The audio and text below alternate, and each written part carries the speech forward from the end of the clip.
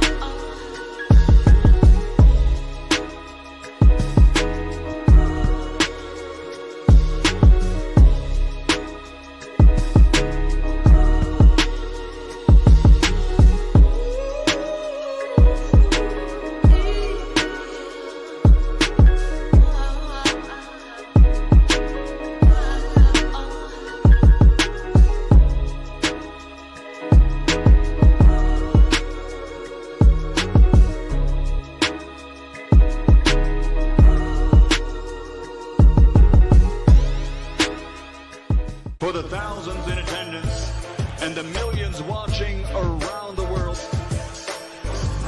ladies and gentlemen, let's get ready to rumble!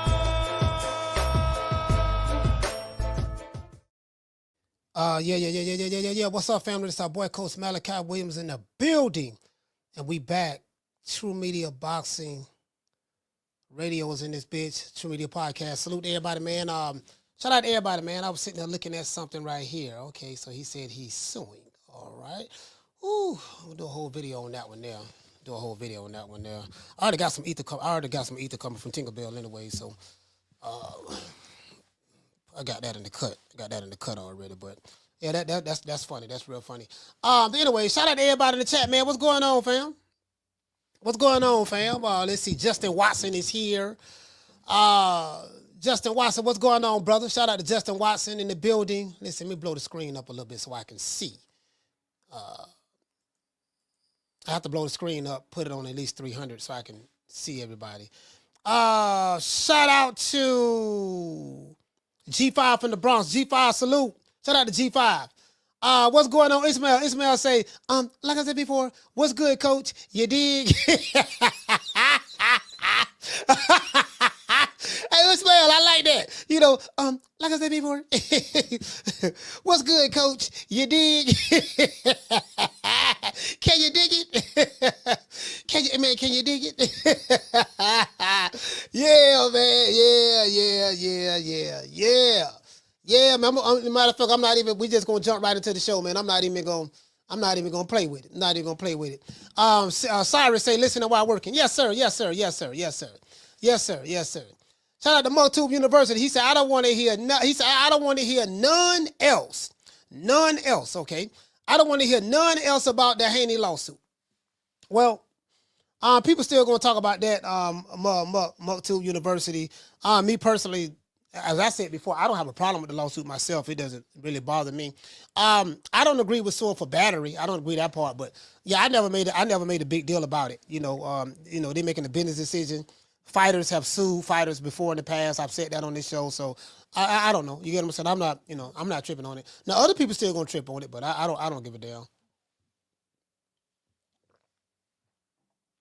I ain't never gave a damn about that myself, and I'm on record saying that on many videos. So, I have receipts. Shout out to Mother too. He said, "You know where I'm coming from, Coach." Yeah. No, I got it. I get it. I definitely get what you're coming from. Because see what it is. What you're saying is, those guys who support Tinkerbell, they were the main ones saying that Devin Haney was a pussy, this and that. He filed a lawsuit, this and that, yada. But now he's talking about suing content creators.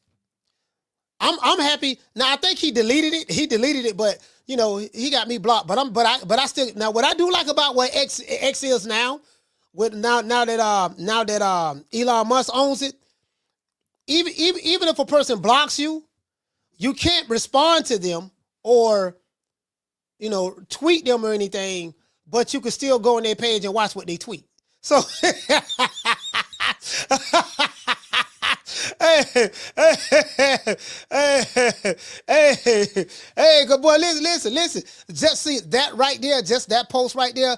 We gonna do a 3 hour. We can do a 3 hour show on that. That's too easy. Like I love I love Mr. Tweet and Delete because he'll put some dumb ass shit out there, then delete it. Then like I love it. I love it. Keep and then give me something to talk about. I got a whole lot to talk about. Lord, I got a whole lot to talk about on that situation there. I'm gonna piss a whole lot of Tinkerbell fans off. Not the fans, but the male groupies. The male groupies, I'm gonna piss a whole lot of them off. But I love pissing off male groups. I do. I love getting them mad. I love getting them upset. I love triggering them. I know what to say because they get triggered very, very easily. And I'm the guy who people like to hate watch, so they'll watch me even though they hate me, and then they'll get mad at anything. They'll get mad at what I say. But they can't call the show, they won't call the show, whatever the case may be. So I just love it. I love torturing them. It's kind of like they're a gluten for punishment. And when you know somebody's a gluten for punishment, guess what you do? You keep punishing them. True. You keep punishing them. You get what I'm saying? Just give them. Hit me again. You know what?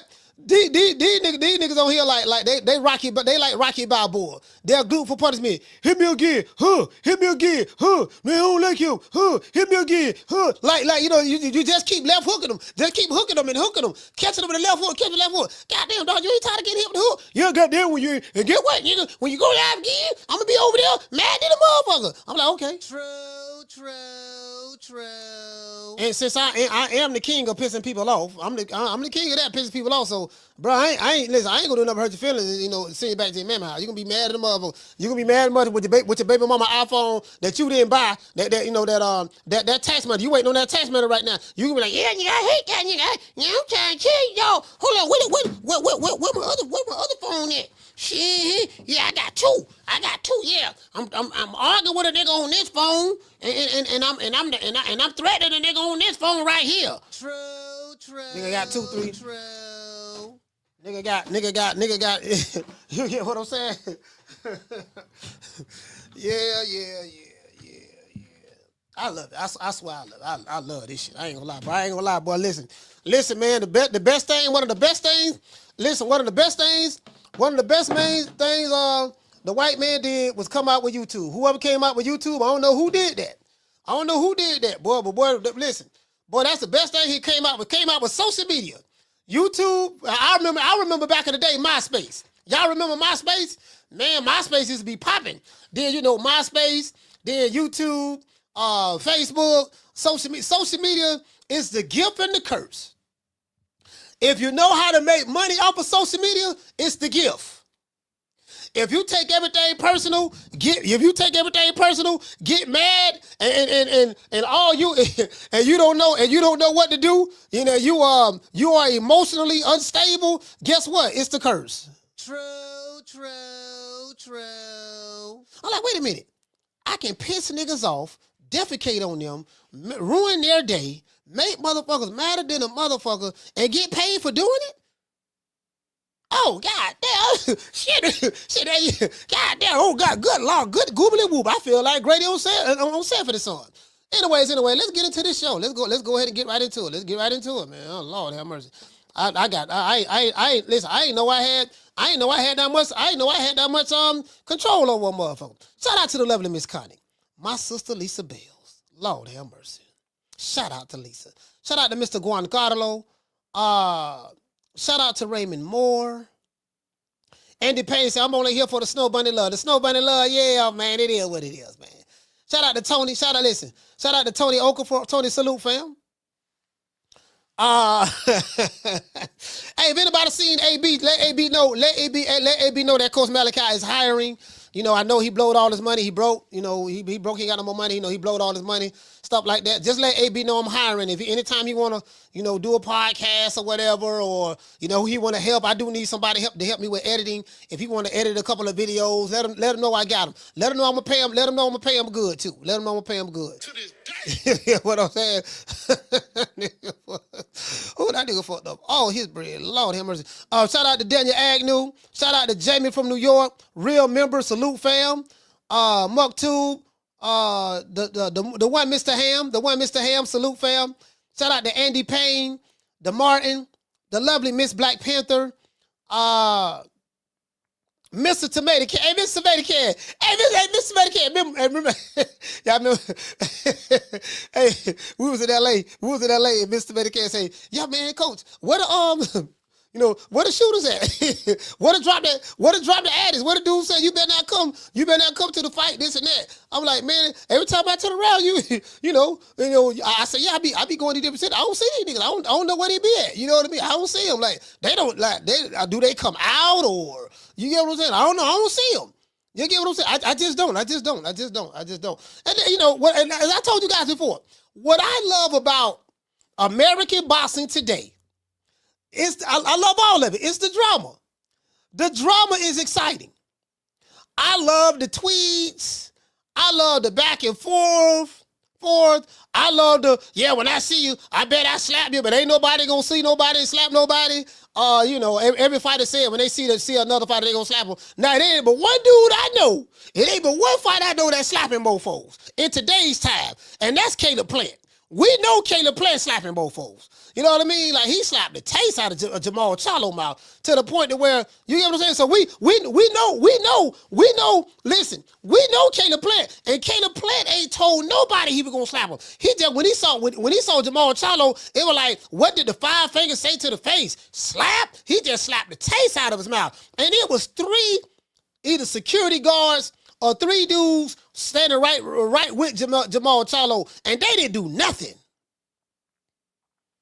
They probably like, man, shit, you let the white boy slap you, man, before you want us to do. Man, hey, look here, man. Hey, look here, man. Hey, Jar, yeah, man, you 6'7", 290 pounds. What you were doing when he slapped me? Man, that was one-on-one. That was between two fighters.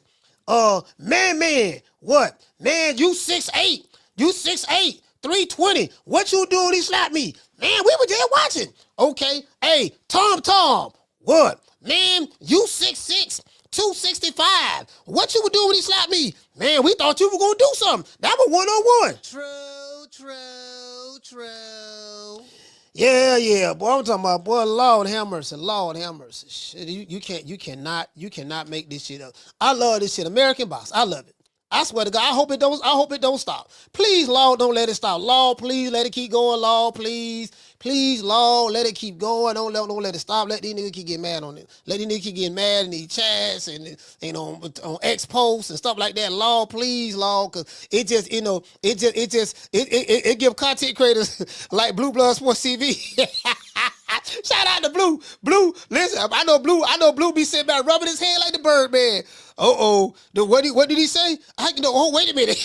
Blue finna rub his hand like the Birdman. Hey, Blue, I already know Blue like, yeah, I got that nigga. Yeah, I'm finna go ahead and pick these niggas off. I'm finna make him mad again. And I already know these niggas finna get mad some more. Yeah, dog, finna do about another 10,000 views. Finna get about another 10,000 views on this hill. Make some more money on this hill. You get what I'm saying? So, all right, listen.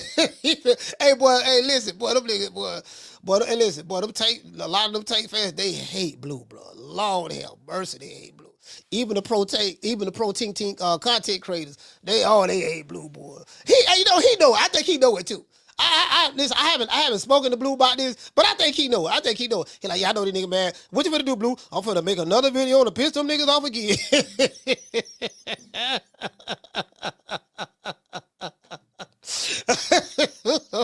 Damn. Bro, listen.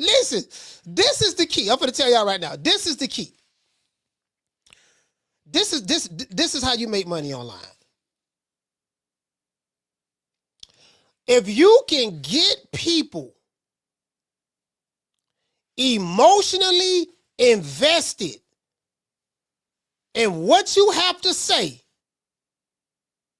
you can make money online. Because in order to get people emotionally invested in what you have to say, it has to be something that you are saying or doing that's going to grab their attention. This is some free game. If you can grab a mofo's attention, but especially if they have become emotionally invested in you. And the emotion that you want is if they hate you. If they hate you, it's the best thing that can happen to you. Because if you got people emotionally invested in you that hate you, they are going to be, you're going to be able to make a lot of money off of them. A lot. I can promise you that. True. Lord have mercy. Listen, I know what I'm talking about. Anyway, let's get into the show. Will the Haney Garcia rematch be bigger than the first fight? I tell you the answer what a lot of people have been saying as well as related to this. Devin Haney and Ryan Garcia were, as you guys know, they were spotted at the Ring Magazine Award ceremony in London. Boxing fans felt some type of way upon hearing both men say that they wanted to fight each other. Some Devin Haney fans feel that, we had a guy call the show, feel that he shouldn't give Ryan Garcia a second chance. Some Haney fans don't understand why Haney is chasing the guy who cheated him in the first fight. I remember Ron Boy Fresh called here, say, look here, man, yo, Mo, he feel like that doggone Devin Haney's being pimped out and all this stuff there. Like, we stopped chasing that mofo, getting him another big payday, whatever the case may be, and this and that, and, move on, and this, you get what I'm saying? So, because, the real reason, part of one of the main reasons, that the Haneys want that rematch is probably, the pay. But then too, it's part of it. And there's nothing wrong with that. Because every fighter fights for money. That's what makes me laugh. When I hear these fighters say, oh man, you want a payday. Nigga, don't you get a payday every time you fight? It's the dumbest shit I ever heard in my life. Don't you get a payday when you fight? You ain't fighting for free, is you? Didn't the last nigga get a payday when he fought you? So, like, you can't pick and choose, oh, the only reason that dude want to fight because he want a payday. Oh, what about the other fighters? And the nigga who's saying he want a payday, nigga, don't you want a payday? It ain't like you fighting for free. This is why you go to different promotional companies, if you're a free agent, seeing who the highest bidder is. Why? Because you want a payday. I'm just saying. I ain't got but a GED, but goddamn, dumbest shit ever. So some fans feel that, some Devin Haney fans feel that he shouldn't give Ryan Garcia a second chance, and I get that. Some Ryan Garcia fans feel that he shouldn't fight Devin Haney at all in the rematch. Why? Because Devin Haney is suing Ryan Garcia, or at one point in time, I heard he dropped a lawsuit. I ain't seen no receipts on that, but maybe he did, maybe he didn't, I don't know. But they say that Haney sued Ryan Garcia for battery and fraud. They also feel that Bill Haney's pimping his son out for another payday via Ron Buff Fresh, right? And others. The fight was thought to be a massive hit in the beginning by the Haneys. However, it was sold out because I was there. The venue did sell out. I was there. However, it turned out to be kind of like a nightmare because according to Oscar De La Hoya, the pay-per-view only did 300,000 buys. Devin Haney, Ryan Garcia, and that's what's reported. So, according to what Oscar De La Hoya said, and Bill Haney is suing him. So, if 300,000 buys, I know they was at least hoping they did more than that. At least 600,000 or something of that sort. But I think it was a lot of Ryan Garcia's antics that kind of messed it up, to be fair. Right? But, because it didn't live up to their expectations, it could be looked upon as not a failure, you know what I mean? But it just didn't reach the expectations. That fight should have did at least $500,000 between those two. You get what I'm saying?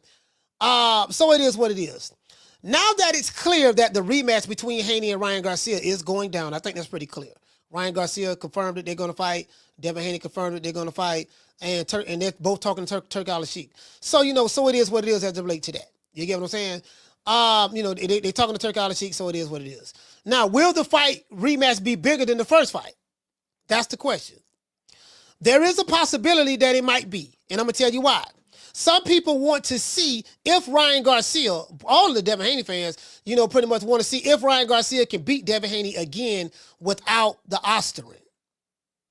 Others want to see if Devin Haney can get revenge. You get what I'm saying? They want to see if he can get revenge. A lot of fans want to see Ryan Garcia beat Devin Haney again and embarrass him. Because if Ryan Garcia beat Devin Haney again without the Osterin, then, Ryan Garcia fans going to be like, now what? See, we told y'all it wasn't an Osterin. He just can't beat Ryan. You get what I'm saying? There is a possibility, as I said before, that it might be. And the reason why I say that is this. It's the curiosity factor. What I just explained. The curiosity factor that makes this fight bigger than the first one. And I just broke down to you what the curiosity factor is. If Devin Haney doesn't beat Ryan Garcia convincingly, let's say he tap, grab his way to victory. Tap, grab. It's a split decision, razor thin, and he holding on for dear life or something like that there. Tap, grab. If Devin Haney doesn't beat Ryan Garcia convincingly, he would get clowned by the fans. But he will be also praised by his supporters. Because the supporter gonna say, yeah, we told you couldn't beat him without the Osterin. You get what I'm saying? So I think what's going to happen is if when Devin Haney fights Ryan Garcia again, he's going to have to win convincingly. He got to win convincingly. He got to show, because he's on record saying that Ryan Garcia is a C-class fighter and he's an A-class fighter. So the only reason he was able to perform what he performed was because of the Osterin. So now he won't have the Osterin in the system anymore. You should be able to beat him thoroughly. You get what I'm saying? Kind of like how he did Regis Prograis. If he could do Ryan Garcia the way he did Regis Prograis, then it'd be like, okay, yeah, he kind of dominated Ryan, from a boxing standpoint. So we'll see how that go down. We'll see how that go down. But if Ryan Garcia were to beat Devin Haney again, it will prove to many people that the Osterin wasn't the reason that Devin Haney lost the first fight. So I think it's a curiosity factor. And that's how you can promote it. You can promote it just like that. The first fight was declared a no contest by the New York Athletic Commission, because Ryan Garcia popped dirty for an illegal banned substance called Osterin.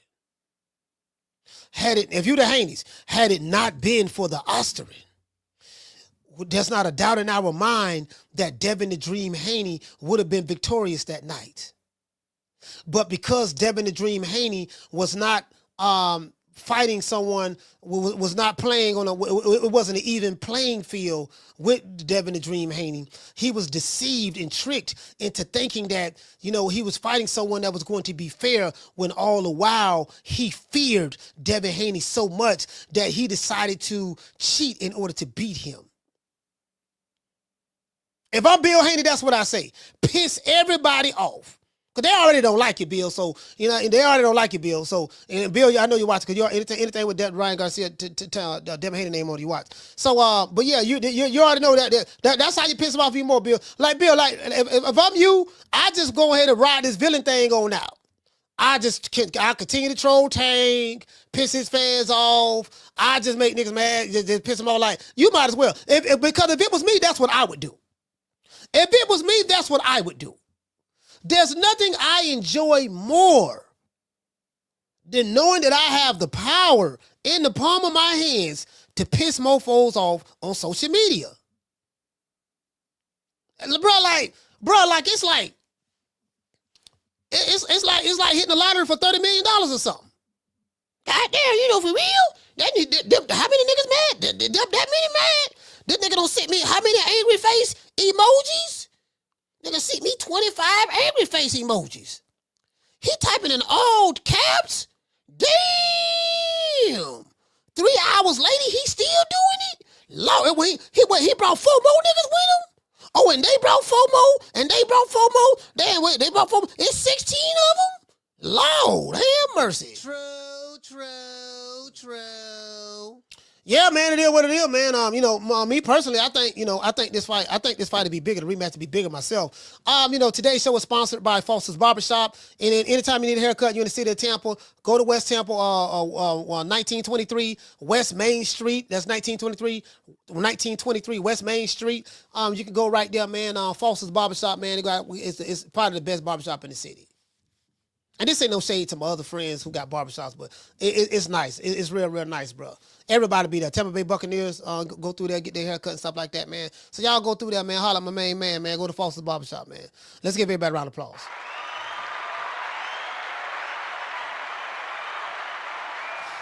Yeah. I love it. I love this. Listen, I love this. I love this. I love the American boxing scene. The American boxing scene is wonderful. The American boxing scene is wonderful. I do not have a complaint in the world. Muktu say Warren Sapp gets a cut there. He's got a cut there before, but Warren Sapp, whenever he's in the city, you know, I don't think he go there all the time. But Tony Dungy, the old Tampa Bay Buccaneers coach Tony Dungy, that's where he get a cut at all the time. Foster's Barbershop. The news people be there, NBC News be there, ABC News be there, local news, stuff like that. Foster's Barbershop is a historic place, historic barbershop. You get what I'm saying? So, shout out to my sister Bless. Shout out to Bless. Bless, what you say, sis? Let me go ahead and put Bless on the screen. That's beauty. That's Passive Beauty. Passive Beauty, salute. You say Ryan versus Haney too. Without Haney, Doc. Whoops, I mean Harvey Doc. Y'all listen, y'all ain't gonna be hating. See, shout out to my sister Bless. She say, I pray all the Devin haters actually buy the fight and not steal it. Well, you know what? No, everybody's stealing fights. Everybody's stealing fights. Bless. Ain't nobody paying for that. Ain't nobody paying for none of these fights. Shit, your doggone Dave been to be there finna fight Dave Morrell for $80, $90 pay-per-view. Ain't nobody buying that. Tank Davis gonna fight doggone Lamont Roach. $80, $90 pay-per-view. Ain't nobody buying that. Tank fans ain't buying that, don't buy pay-per-view. I mean, before Ryan Garcia, he was reported doing like 200,000. That's it. Reported, sources say. You know what I mean? Per Dan Raphael. You know what I mean? So, yeah, you know what I mean? Like, yeah. So yeah, man. Ain't nobody buying no pay-per-views no more. Them pay-per-view. You talking about $80, $90 pay-per-views? Them days over with. That's over. What two-tone the superstar say? 5 stick boys outside. 5 stick boys. Yeah. That's what time it is. You guys know I didn't buy. It's 3 pay-per-views I didn't buy last year. Canelo fought twice. I didn't buy his pay-per-view because I wasn't gonna buy Canelo and Jaime Munguia and Canelo and Edgar Berlanga when I already knew what the outcome was gonna be. So I know he was robbing the bank right there. But Canelo got a good fan base. He ain't gonna do no less than 500,000 buys, according to what's reported, right? And I didn't buy when Tank fought what dude name? Frank Martin. I ain't buy that shit. Y'all know that. I didn't even go live for neither one of those fights. We didn't do a fight party for neither one of those fights. Neither one. And I would encourage y'all, when they come out with them $80, $90 pay-per-views, steal them. Don't pay for it. Stream it. Illegally stream it. You hurting the fighter. I don't care. The fighter, he all right. He'll be okay. He'll be all right. Man, you stealing from the sport of boxing. I don't give a fuck. Do what you got to do, man. Do what you got to do. It's inflation. True. It's inflation. Do what you got to do. Shout out to Swift, man, for becoming a member. Hey, okay. Let's give my main man Swift a round of applause. Yeah. You ain't gonna guilt me. You're not gonna guilt trip me. No, nigga. We finna do that. We finna do that. We finna do that. You know what I mean? I don't fault the good fight. I don't fault the good fight long enough. I've been doing this shit 4 years. I fought the good fight, came with the commandments, got that check, got the boxing criteria check. They don't respect that. So you know what? Sometimes you got to get in the mud with them. So let's get in the mud and get dirty. I have no problem with it. I'm with it. I'm with it. I swear to God, I'm with it. Shout out to Great Gambino. He said he might be a trilogy in the future for Devin versus Ryan if Devin come back. If Devin come back on shit. You know what? If I honestly believe Great Gambino that fight, the Ryan Garcia Devin Haney fight, is definitely gonna be a lot bigger. As I said before, the rematch is so easy to sell because of the drama. Drama is what sells. Drama is what's going to push it. Drama is what's going to push it. Shout out to Nate. Nate, what's going on, sis? Shout out to Eric Grimey. Drama is what's going to push it. Especially when you see the shows that I'm going to have. So I be getting a lot of these dude free games. You got to play on that. Yeah, man, look here, man, check this out. Like I said before, and again, a lot of people don't like Devin Haney anyways. I'm not one of them. I like Devin Haney. I don't dislike Devin Haney at all. I don't. I like him. You get what I'm saying? So yeah, I don't have any hatred towards Devin Haney. I did not attack Devin Haney even when his daddy tried to set me up in New York. I still did not go at his son. I didn't go at his son because Devin Haney had nothing to do with that. You get what I'm saying? So yeah, but yeah, I don't hate Devin Haney. I like Devin Haney. I'm just not a pro any of these fighters' channel. I'm not gonna, you're not gonna see 20,000 pro videos on the fight. I'm just not gonna do that. Not gonna do that. Yeah, I saw that what Timothy Bradley said. Yeah, hold on, man. I got to call Tim. You know what, man? I'm gonna just say it, man. Tim, Tim been talking crazy lately, dog. Tim been talking crazy. I don't know if Tim just trying to piss people off. I just think Tim just trying to stir the pot. Cause Tim be doing that a lot. He just trying to stir the pot. Tim been talking crazy though, dog. He stirring the pot good too. He know how to piss people off. Because it's the way Timothy Bradley's career was as a fighter. This post he said about Tank was the total opposite of what he is about his fighter. And I'm gonna let you guys see that. I'm gonna let you guys see that too. Tim did a video praising Tank, saying, yeah, I'm happy that you ain't bending the knee to Turkey Al-Sheikh and this and that. I'm finna blow all that bending the knee shit up. This is too easy. Yeah, I'm proud of you and you standing on business. Now Tank tweeted the nigga and he said that he tweeted and said what he said. He said Timothy Bradley is still a fuck boy. What'd he say? He said he's still a bitch, but I get it.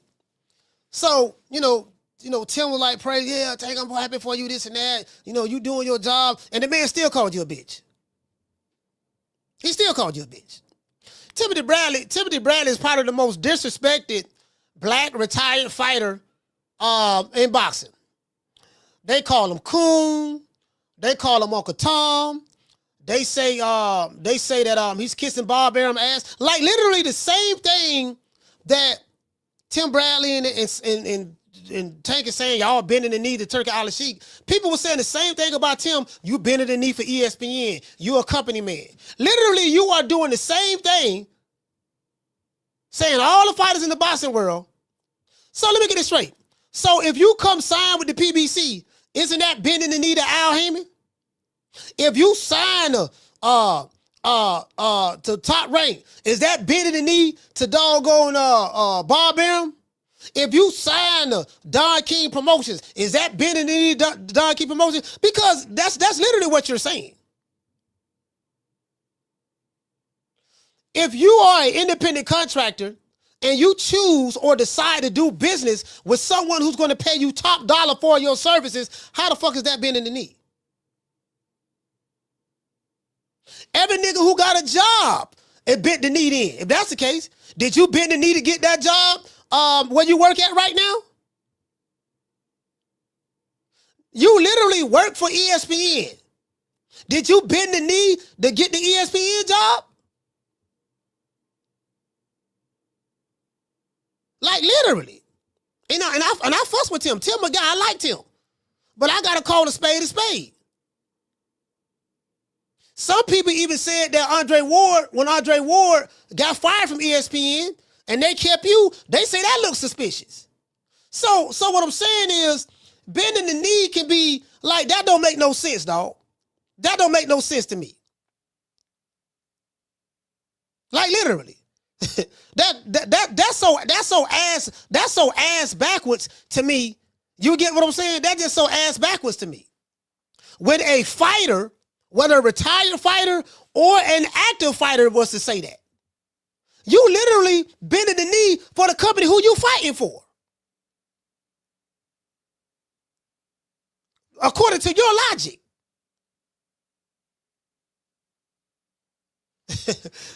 You get what I'm saying? Last I checked, Canelo Alvarez got a net worth of $275 million according to Celebrity Net Worth. Oh, he bending the knee too? So a smart businessman making business decisions for the benefit of him and his family is bending the knee. You can't make this shit up. True. You can't make this shit up. You really can't. Anyways. Before we get into the show, we gotta say all praises due to my main man, Six Figure Johnny. Well, he's 95 Johnny right now, and I gotta do this for the Hamanites, and I say this shit disrespectfully and sarcastically. Well, I guess I gotta be like everybody else and sing Al Heyman. I can quit my job now, baby. 6 figures, baby. You feel me? I'm about to But a name. Do you have a name? Oh, nah, I ain't got no name, Name them names, man. They know who they is. Name them names, please. The names need to be named. They know who they is. The Mexican Monster. And guess what?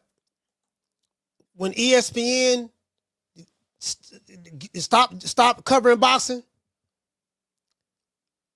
if the Zone or Turkey Al-Sheikh was to give Timothy Bradley a job offer right now to come be a commentator over there, guess what Timothy Bradley gonna be doing? Bending the knee. True.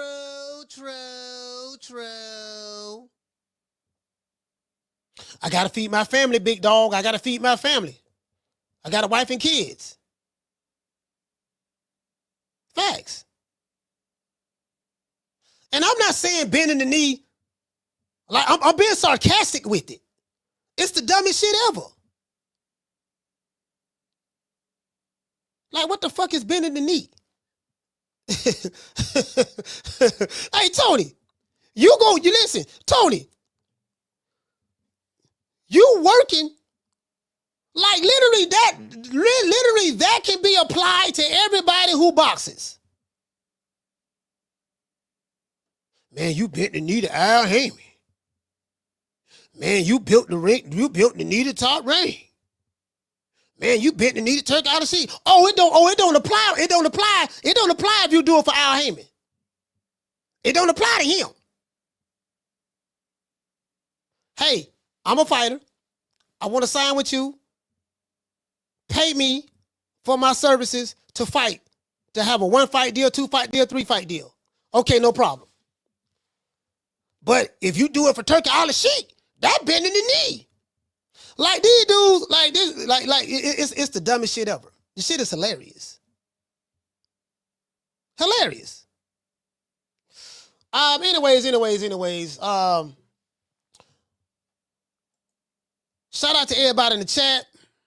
I got so much to say today. But let me go ahead and lighten it up because the ether is coming. I haven't done an ether session in a while. The ether is coming though. Right now I'm gonna, I gotta do it. I'm gonna piss a whole lot of people off. I don't care. I really don't care. I don't, right? I'm probably, I really don't care. But the ether is coming. It has to. You get what I'm saying? I'm going to say what the fuck I'm going to say, irregardless of who like it, whether I'm all right with you or whether I'm not all right with you. I don't care. I'm going to say what I'm going to say, and then I'm going to drop the napalm bomb, and then I'm going to leave and go head on, and I'm going to come back the next day and do another show. That's what I'm going to do. You get what I'm saying? I'm going to tell you that right now. I don't, I really don't, I just got to call a spade a spade. I got to call a spade a spade. You get what I'm saying? So, it is what it is, man. Let's have a little bit of Snow Bunny love. See your eyes shining, she's my Snow Bunny, please. And with the lights, so she's my sweet Dr. Queen. Talk to my nose, this lover's got it so raw. Make you move, stepping out of control. Turn it up, it's me against the light. Snow Bunny, Moving on the bar, everything's so right. Got that smooth soul feel. no, that's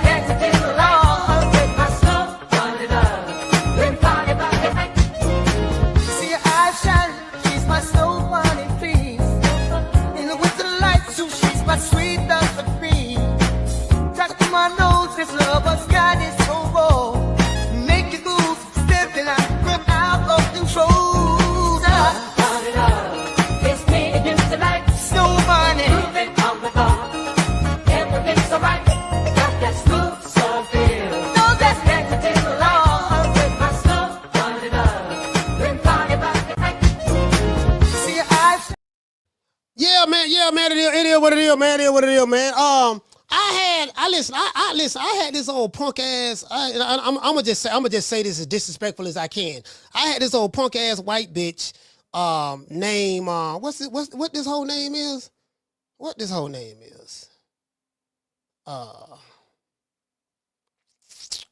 what's her name? Tom Brown's niece. What this bitch name is?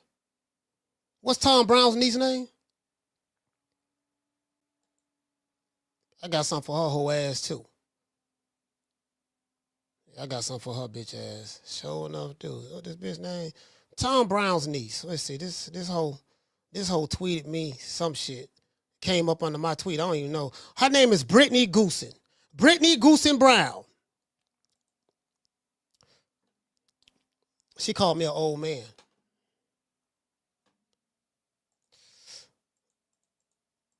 You can't make this shit up. This ugly bitch right here came under my tweet to call me an old man. Bitch, you look older than me. This ugly, raggedy snow bunny looks, and I say that disrespectfully. Bitch, you look way older than me. And you probably younger than me. You got them freckles or whatever on your chest, and you got all this goddamn makeup on, and you still got bags under your eyes. I don't even know why you even, and I know you with the PBC. I don't give a fuck about you, or I don't give a fuck about you at all. You, your daddy, or anybody affiliated with you. I got something for you, though. I'm going to shit in your toilet and wipe my ass with your face. True. Yeah, I got you right here. I got you. Yeah. I don't listen. Somebody would have told you wrong. You fucking with the wrong nigga. Somebody would have told your ugly ass wrong. Literally. Somebody would have told you wrong. Like, you probably better go talk to your daddy or your mammy or whoever. Talk to Al, talk to motherfucking, talk to Booger Ray Leonard, talk to somebody. You got me fucked up. You gonna feel the full wrath from me. Listen, I'm not sparing you. I know you snow bunny with blonde hair. Guess what? You gonna get it. You gonna get it. I want to see how many niggas come. I want to see how many of these hoe ass niggas come to the rescue to come save you. Who gonna be a captain save a hoe and save this bitch? And I say that very disrespectfully. True. Ain't nobody from the PBC gonna check me. None of you. Okay? Anyways, it is what it is. Yep, that's right. I'm running things. Cream corn. That's why they call me that. Smooth. I got more measure for your pleasure. Stick with me, baby. I'll have you farting through silk. And let a nigga mess with me. I'll jump on him. All 93 pounds of pure dynamite.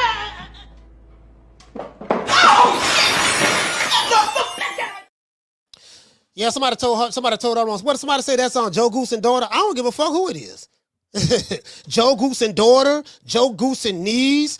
No, I heard that's Tom Brown's daughter. Well, I don't give a fuck who it is. I don't give a fuck about none of them. I don't. I'm just being honest with you. Now, I've interviewed Joe Goosen before. I don't have a problem with Joe Goosen myself, to be honest with you. I don't have a problem with Joe Goosen. Or I don't have a problem with Tom Brown.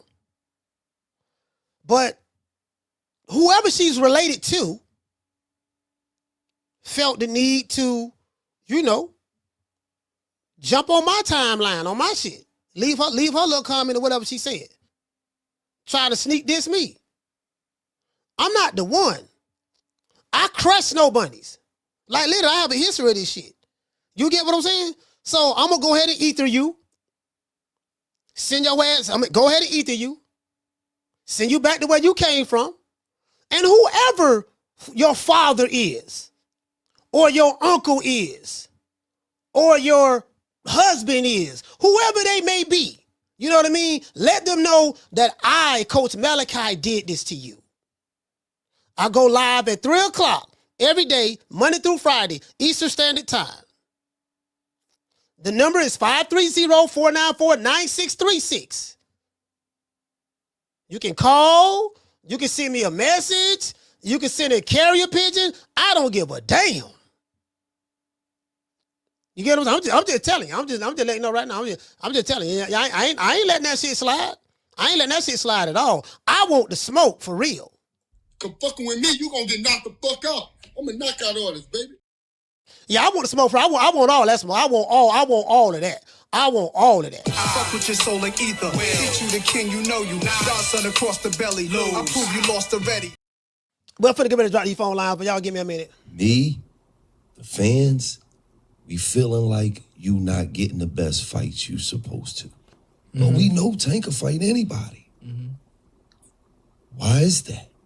For me, we want to see you fight Lomachenko. We want to see you fight Devin Haney, Teofimo Lopez, motherfucking all the top who they say is the 4 horsemen and they anywhere around your weight class. We want to see it happen. When we gonna see it happen? I'm not sure. I ain't got that's nothing to do. that was real shit. That's some real shit. I don't know. That's like. How many times you don't went in there and said, I want these niggas, man? To be honest, I ain't never said it.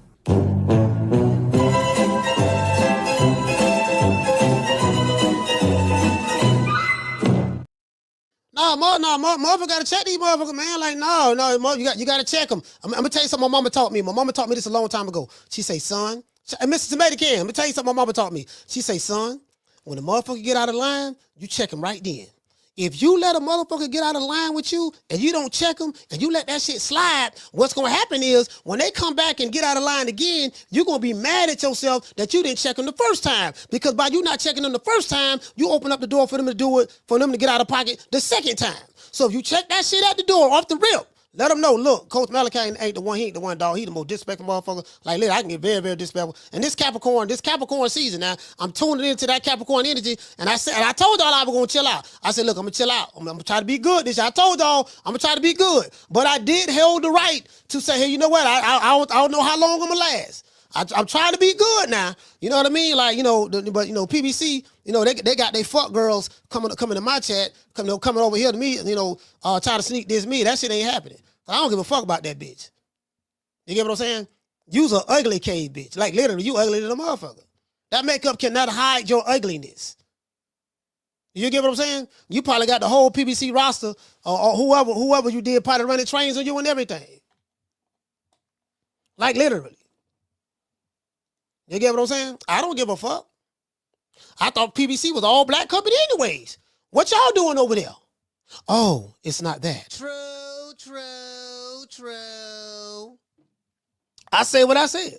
Fuck her. Anyways, shout out to Take the Follower of Christ. Hey, okay. Dropping that half for bam, dub on your boy. Hey, Leroy.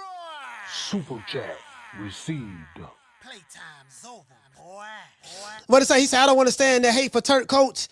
He's making good fights, and we are closer to a league as a result. I'm gonna tell you what it is. I'm gonna tell you what it is. I was speaking to someone. You got to understand. I understand both sides, right? The business people over here in America, the few, or that one group that's from PBC, that's the whole. Because that's where it's coming from. Some of their fighters, like the Tank Davises, I call them Tinkerbell, and other motherfuckers like the Tom Browns and stuff like that. What it is from a business standpoint, what Turki Al-Sheikh doing is messing up their bottom line. They already don't have a budget. Canelo was a free agent, so they ain't got Canelo no more, right? They had him over there for 3 fights. He's a free agent. He came over there for 3 fights, right? They were, and they made sure they paid Canelo handsomely. Canelo was the only fighter in PBC history to get $35 million guaranteed before he stepped in the ring. True. All these other niggas holler about they the face of boxing. You wasn't getting that what Canelo was getting.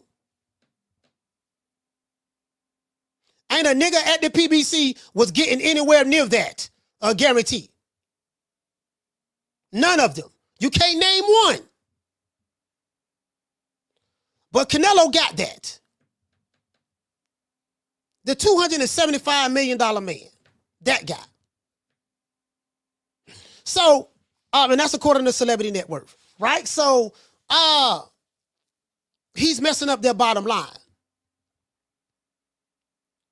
Because if you got four promoters, And then they do have some of their fighters fight over there with Turk Al-Sheikh on their cards because they ain't got no fight dates. So they ain't got no fight dates.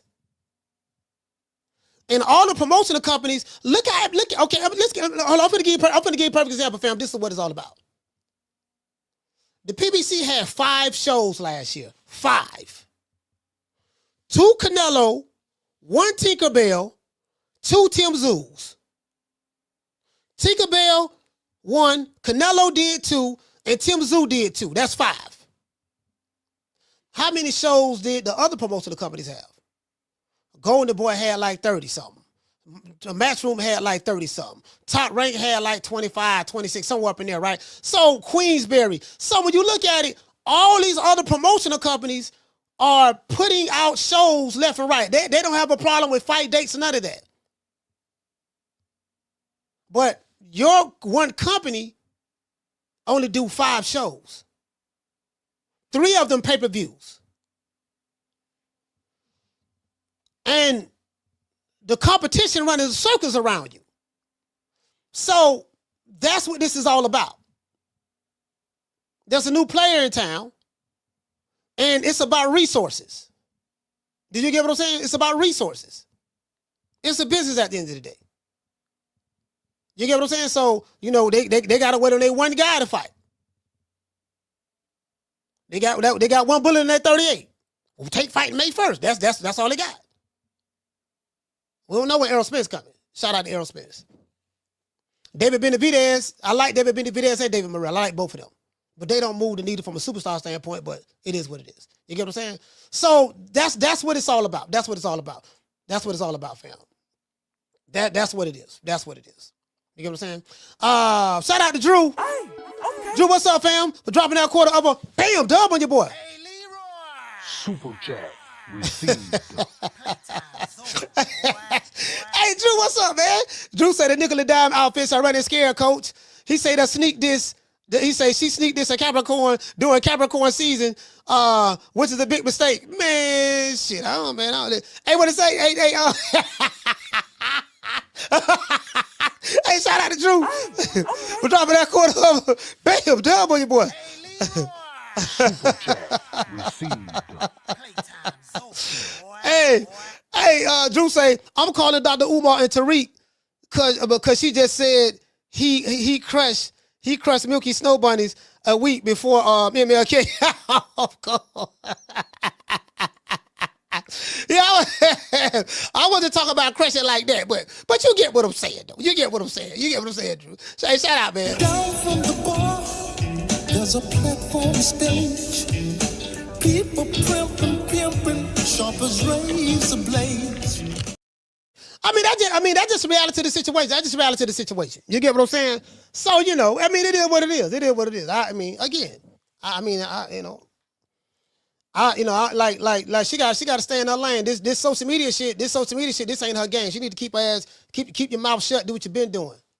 Keep your mouth shut, do what you've been doing. That's what you need to be doing. You get what I'm saying? You need to do that. You need to do that. Cause that shit shaking like booty meat over there. Anyways. So let's go over here. So again, I think personally, I'm gonna be honest with you. I do think that when Ryan Garcia and Devin Haney fight each other, they're gonna fight again. That's what it's gonna be. I honestly believe that the rematch is going to be bigger than the first fight, all because of all of the different circumstances. And just look at how many different shows and different talking points that people are going to have with this. Can Ryan Garcia? Because you know you got the chance like Showbiz that they pro Ryan Garcia, Two-Tone pro Ryan Garcia. So they're gonna push that. And they're going to let it be known we want to see, can Devin Haney beat Ryan Garcia without the Osterine? Because, you know, you said that Osterine was the reason why that you lost the fight. So if can Ryan Garcia do it again to beat him? And Ryan Garcia do it again? Like, it's so many different, and then even myself, like, it's so many different things that we can talk about with this here. Listen, you can start arguments in the barbershop with this one.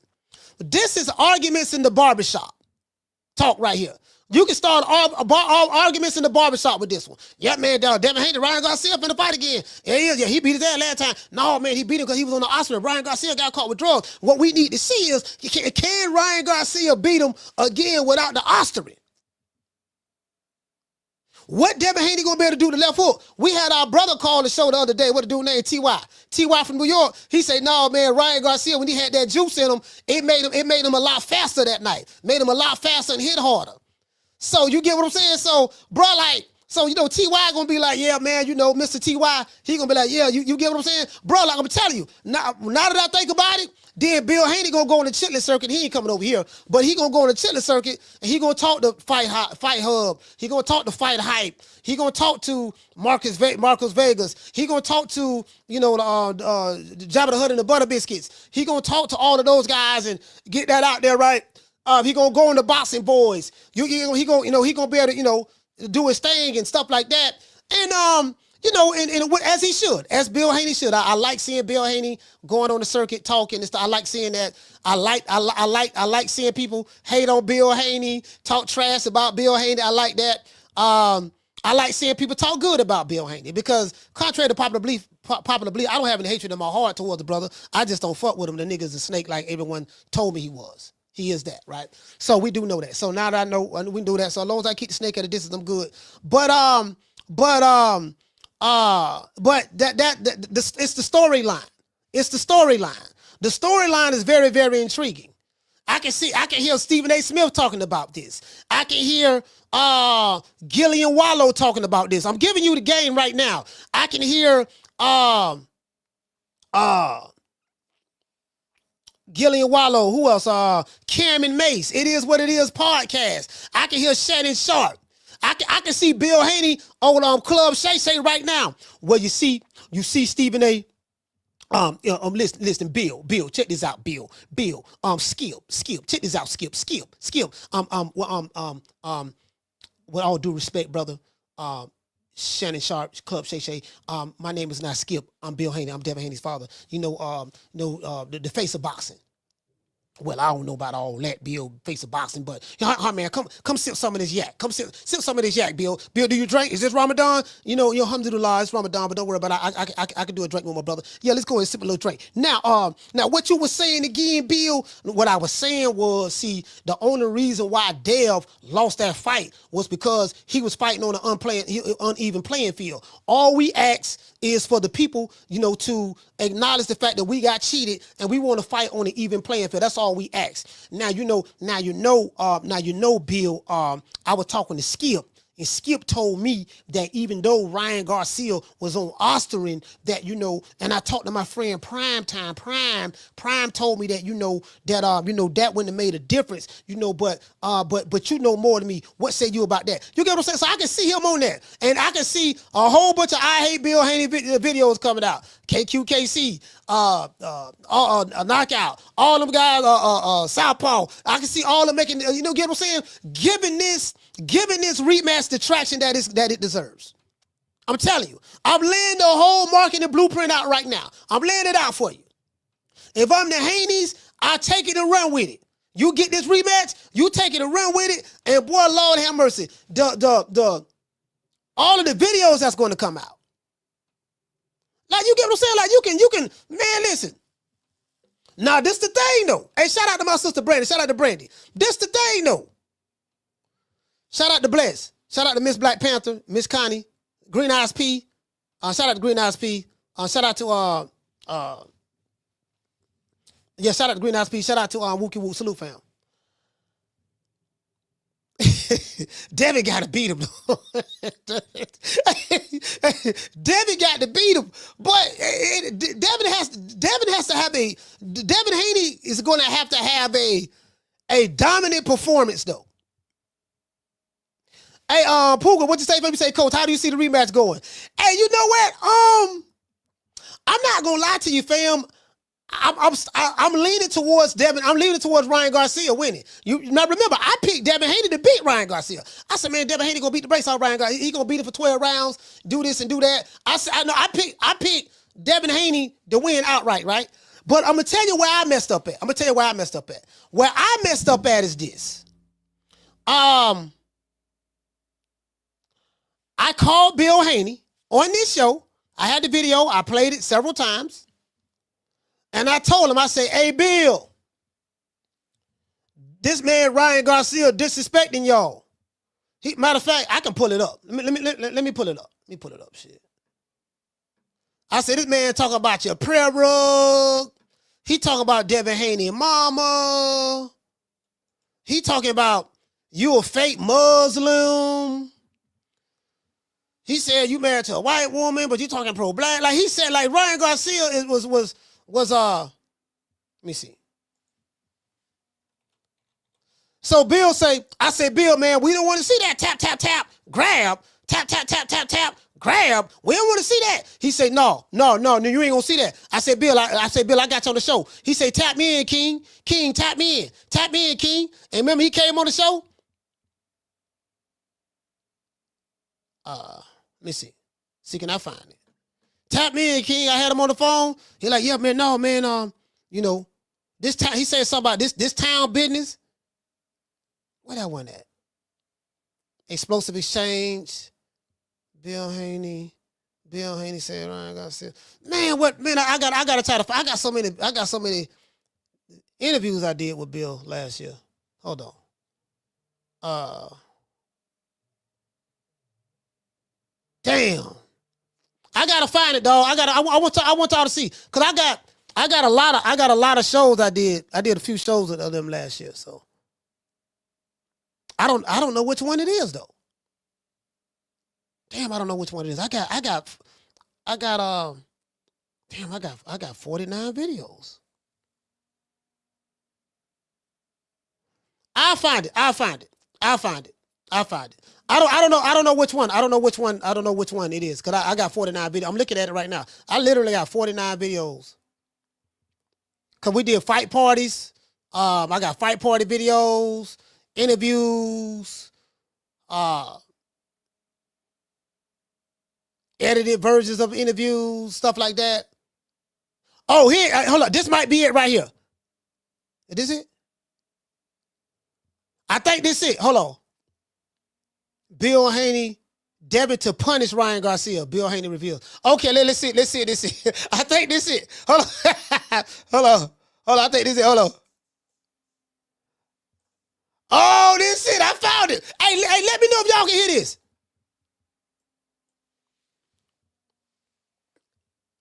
Can y'all? Hold on.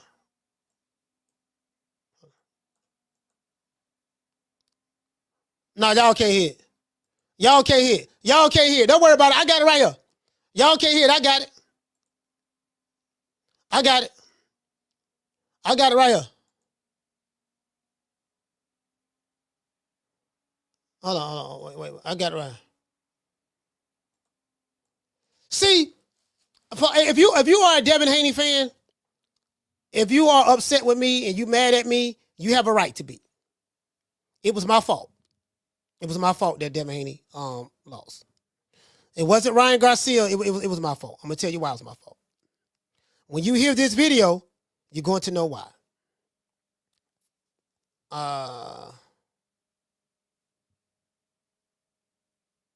When you hear this video, you're going to know why. It was my fault. I am to blame for what happened to Devin Haney April 14th, April 20th last year. Now, it was my fault that they came with the game plan that they came with. Do you want to know why? I got the receipts. Hey, Bill. Yes, sir. Hey, look here, man. I'm talking about you, dog. I'm talking about you. Talk to me. Look here, man. I'm doing the show right now. Can't nobody hear you, but I'm talking about you, man. I'm telling you that you going to have to, the Devin Haney committee, and then they got the Ryan Garcia committee. They having a discussion. Devin Haney is going to have to put hands and foot on Ryan Garcia. What say you? Oh, absolutely. Patch me in.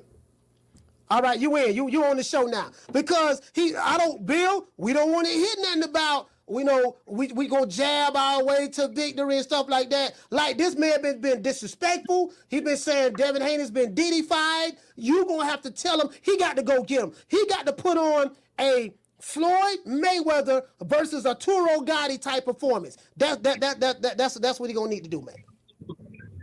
Absolutely. Ain't nothing else left to do with Ryan Garcia on April the 20th, 420. It's befitting that the name of it is Smoke, because it's going to be subtle. But Ryan can't come in there on no bullshit either. You know what I mean? I mean, Ryan got to stand on who Ryan say he is. He gonna come in and he gonna walk Devin down. He gonna do all the shit, and he gonna get knocked out. That's what's gonna happen. Ryan Garcia, his back is gonna touch that canvas on April the 20th. I can guarantee you guys that. Okay, all right. So Dev is Dev how motivated Dev is for this fight? He's a constant professional. One thing that, you know. So it was that phone call. It was that phone call right there. It was that phone call right there that I believe. Again, I ain't really got no proof on this, but it was that phone call right there. Matter of fact, I should drop it. That I believe was the reason why Devin Haney fought the way he did, you know, because he didn't box. He tried to sit on the front foot and tried to, you know, take it to Ryan, and he got caught with the left hook. So I believe that was my fault. That was my fault. You get what I'm saying? That was my fault. Hey, what you say, Miss Black Panther? You say the natural. So I have to take part blame for that. I apologize to the Devin Haney fans. I do apologize.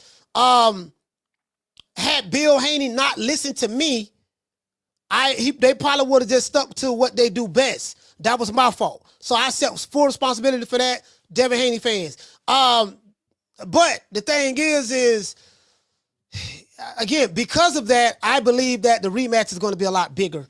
I believe the rematch is going to be a lot bigger. So, hold on. We got a phone call calling in. No, matter of fact, let me go ahead and do this here. Let me go do this here. Hold on. Y'all hold on. Caller, hold on. Phone lines haven't even dropped yet, but let me go ahead and let everybody know that the phone lines are open, man. So let me go ahead and do this here, man. Wait a second. Yeah, man, that was my fault, y'all. I apologize. You want to talk some shit? Call me. Start some shit, bitch. Sup, fool? You gonna talk shit about me, homie? Where you from? Hundreds of niggas is waiting for your motherfucking call, and they all talking shit about you right now. Call the coach at 530-494-9636. We waiting on your bitch ass. Yes, caller, what's your name? Where you calling from? Coach, what's going on? It's Rob from New York. Rob from New York. Talk to me, brother. Coach, I got a few things to tell you regarding that Devin Haney Ryan rematch. Number one, I'm highly skeptical that fight is going to happen now because, you know, they're talking about March. One guy's talking about fighting in May. Who knows? But for me, I think Ryan is going to end up fighting Teofimo next. That's going to be the battle of the biggest, like you call it. But in terms of the Haney and Ryan rematch, honestly, Coach, I think Devin Haney's camp is running a very, very risky fight because if he loses again to Ryan, his career is practically over. Yeah. And as far as like all them dumbass callers that pretty much call the show talking about Ryan was microdosing and all this and that, like, brother, you have no idea what you're talking about. Ryan looks sloppy as fuck. Yeah, and I mean, you was at the fight. What do you like? Devin hit. No, sorry about that. Devin himself in the Andre Ward interview pretty much confirmed that he was hearing rumors that Ryan was partying with girls and bringing girls to the hotel. Like, man, that guy was in focus for that fight. Like, you saw that kid gassing out and fucking looking sloppy as fuck. Yeah. You know, at the end of the day, you know, if Ryan comes in shape, man, and you know, the only thing that I can say is that Devin could probably win is because the element of surprise is out the window. So ain't no him taking him lightly, and it'll be like you said, that tap grab, fucking 12 round. That's practically it. But to me, man, that's very, very dangerous right now. Yeah, but this is the thing though. I think Devin Haney. I believe the fight is going to be bigger because of all of those elements. I think if Devin Haney comes in and fight his fights I don't know if Devin Haney fighting his fight would be enough to beat a Ryan Garcia. I will say this though. Ryan Garcia didn't look good that fight. To be fair, there were rounds that Devin Haney won. Devin Haney won pretty much a lot of rounds. This what hurt him though. The knockdowns hurt Devin Haney. Cause he got knocked down. He got hit real hard the first round. So that was a round for Ryan Garcia. But it's not like Devin Haney got beat 9 rounds to 3. He didn't. It was rounds in that fight that he won. Ryan Garcia was turning his back on Devin Haney, bending over, doing the booty roll. There are literally video footage of Devin Haney punching Ryan Garcia in the back when he turned his back. He was doing that same stuff he did when he fought Oscar Duarte, turning his back, doing the booty roll. And I'm like, man, what the hell is dude doing? Then he'll just, the next round will come around, out of nowhere, he catch Devin Haney with that left hook again. So I don't know. Coach, yeah, go ahead. At the end of the day, it ain't a surprise that Devin is a better boxer, but this ain't amateur fighting anymore. This is the pros, like you practically are in the pro in the official pro business. And at the end of the day, if you don't got enough power to get someone away from you, man, it's lights out. I mean, you probably do that shit with Lomachenko that got no power like that in order to stop you, but with a guy your size that actually can hit and is fast, that's gonna be a problem. But that's my call, Coach. All right, salute, fam. Yeah, I looked at that fight like 3 times, and I'm like, man, Ryan Garcia was doing the same thing he was doing with the Oscar Duarte fight, turning his back, bending over. But so if he was doing that, bro. If you look at it, I'm like, Devin Haney was. I mean, he was outboxing him. He was outboxing Ryan Garcia the rounds that he won. But the rounds he didn't win, he got caught that left hook. He was having defensive lapses, Caller, what's your name? Where you calling from? This is Jeremy. I'm calling from Toledo, Coach. Jeremy from Toledo. Talk to me, brother. I really think the rematch with Devin Haney and Ryan Garcia, I think Devin smashed him out. Do you think the fight? Do you think the rematch gonna be bigger than the first fight? Yeah, it's gonna be bigger. Yeah. Way bigger. I think it's gonna be way bigger, and I think that Devin gonna smash him out. Because I think Ryan was scared at first because if he wasn't scared, he wouldn't have did all he did. Mm-hmm. And I got I got a question for you, Coach. What's that? Since you're a boxing cat and you know a whole bunch, can you name me any fighter that is a Hall of Fame fighter in your opinion, but never won a belt? You talking about the history of boxing? I'm talking about throughout the whole history, whole history. I got to do some research on that, bro. Like, I honestly got to do some research on that. I don't know. I don't know the answer to that. I don't know the answer to that without researching it. To be honest with you. Okay, because that's the question we were talking about in the gym and everything. We were trying to come up with somebody. But to be fair, I don't. If I was to do an educated guess, I don't think so. I don't think there's no fighters that could go into the Hall of Fame if you haven't won any titles. I mean, your boxing accomplishments is a big part of you going into the Hall of Fame. What you do inside of the ring. So I have to look this up, but I find it very hard to believe, or I would be very hard pressed to find any fighter that's in the Hall of Fame that haven't won any titles. Because that's an indication of you ain't fought nobody really, or who did he fight? You get what I'm saying? Right. Malik Scott ain't never won a belt. He ain't going to the Hall of Fame. King Carl Ortiz ain't never won a belt. He ain't going to the Hall of Fame. I'm pretty sure he ain't. There's a couple of fighters I can think right now in the modern era. Shit, and Malik Scott was like 35-0 at one point. I don't think, Johnny Rice, 6-figure Johnny, that's my dog. I love Johnny Rice, but he ain't going to the Hall of Fame. Trevor Bryant, heavyweight WBA Reggie Belt heavyweight champion, he ain't going to the Hall of Fame, and he won a belt. He won a belt. He won the Reggie Belt. So I don't think so, fam. I don't think so. Oh, okay, Coach. All right, salute, fam. All right, be cool. Yes, sir. Again, I could be wrong. I could be wrong now. Again, I could be wrong because I got to do some research on that. But I just find it very hard to believe, you know, I mean, you could probably go to the papajohn.com Hall of Fame or Hog Head Cheese Hall of Fame or the Liquor Store Hall of Fame or Pork Chop Willie Hall of Fame, Shorty Big Nuts Hall of Fame, but Boxing Hall of Fame, I don't know. I don't know. Carla, what's your name? Where you calling from? Coach, what up? Jamie from New York. Jamie, talk to me. Can you hear me, Coach? Yeah, I can hear you. Go ahead. Can you hear me? Oh, my bad. Yeah. Yes, sir. Yes, sir.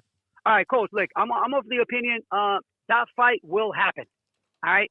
There's too much money to make for both fighters, you know?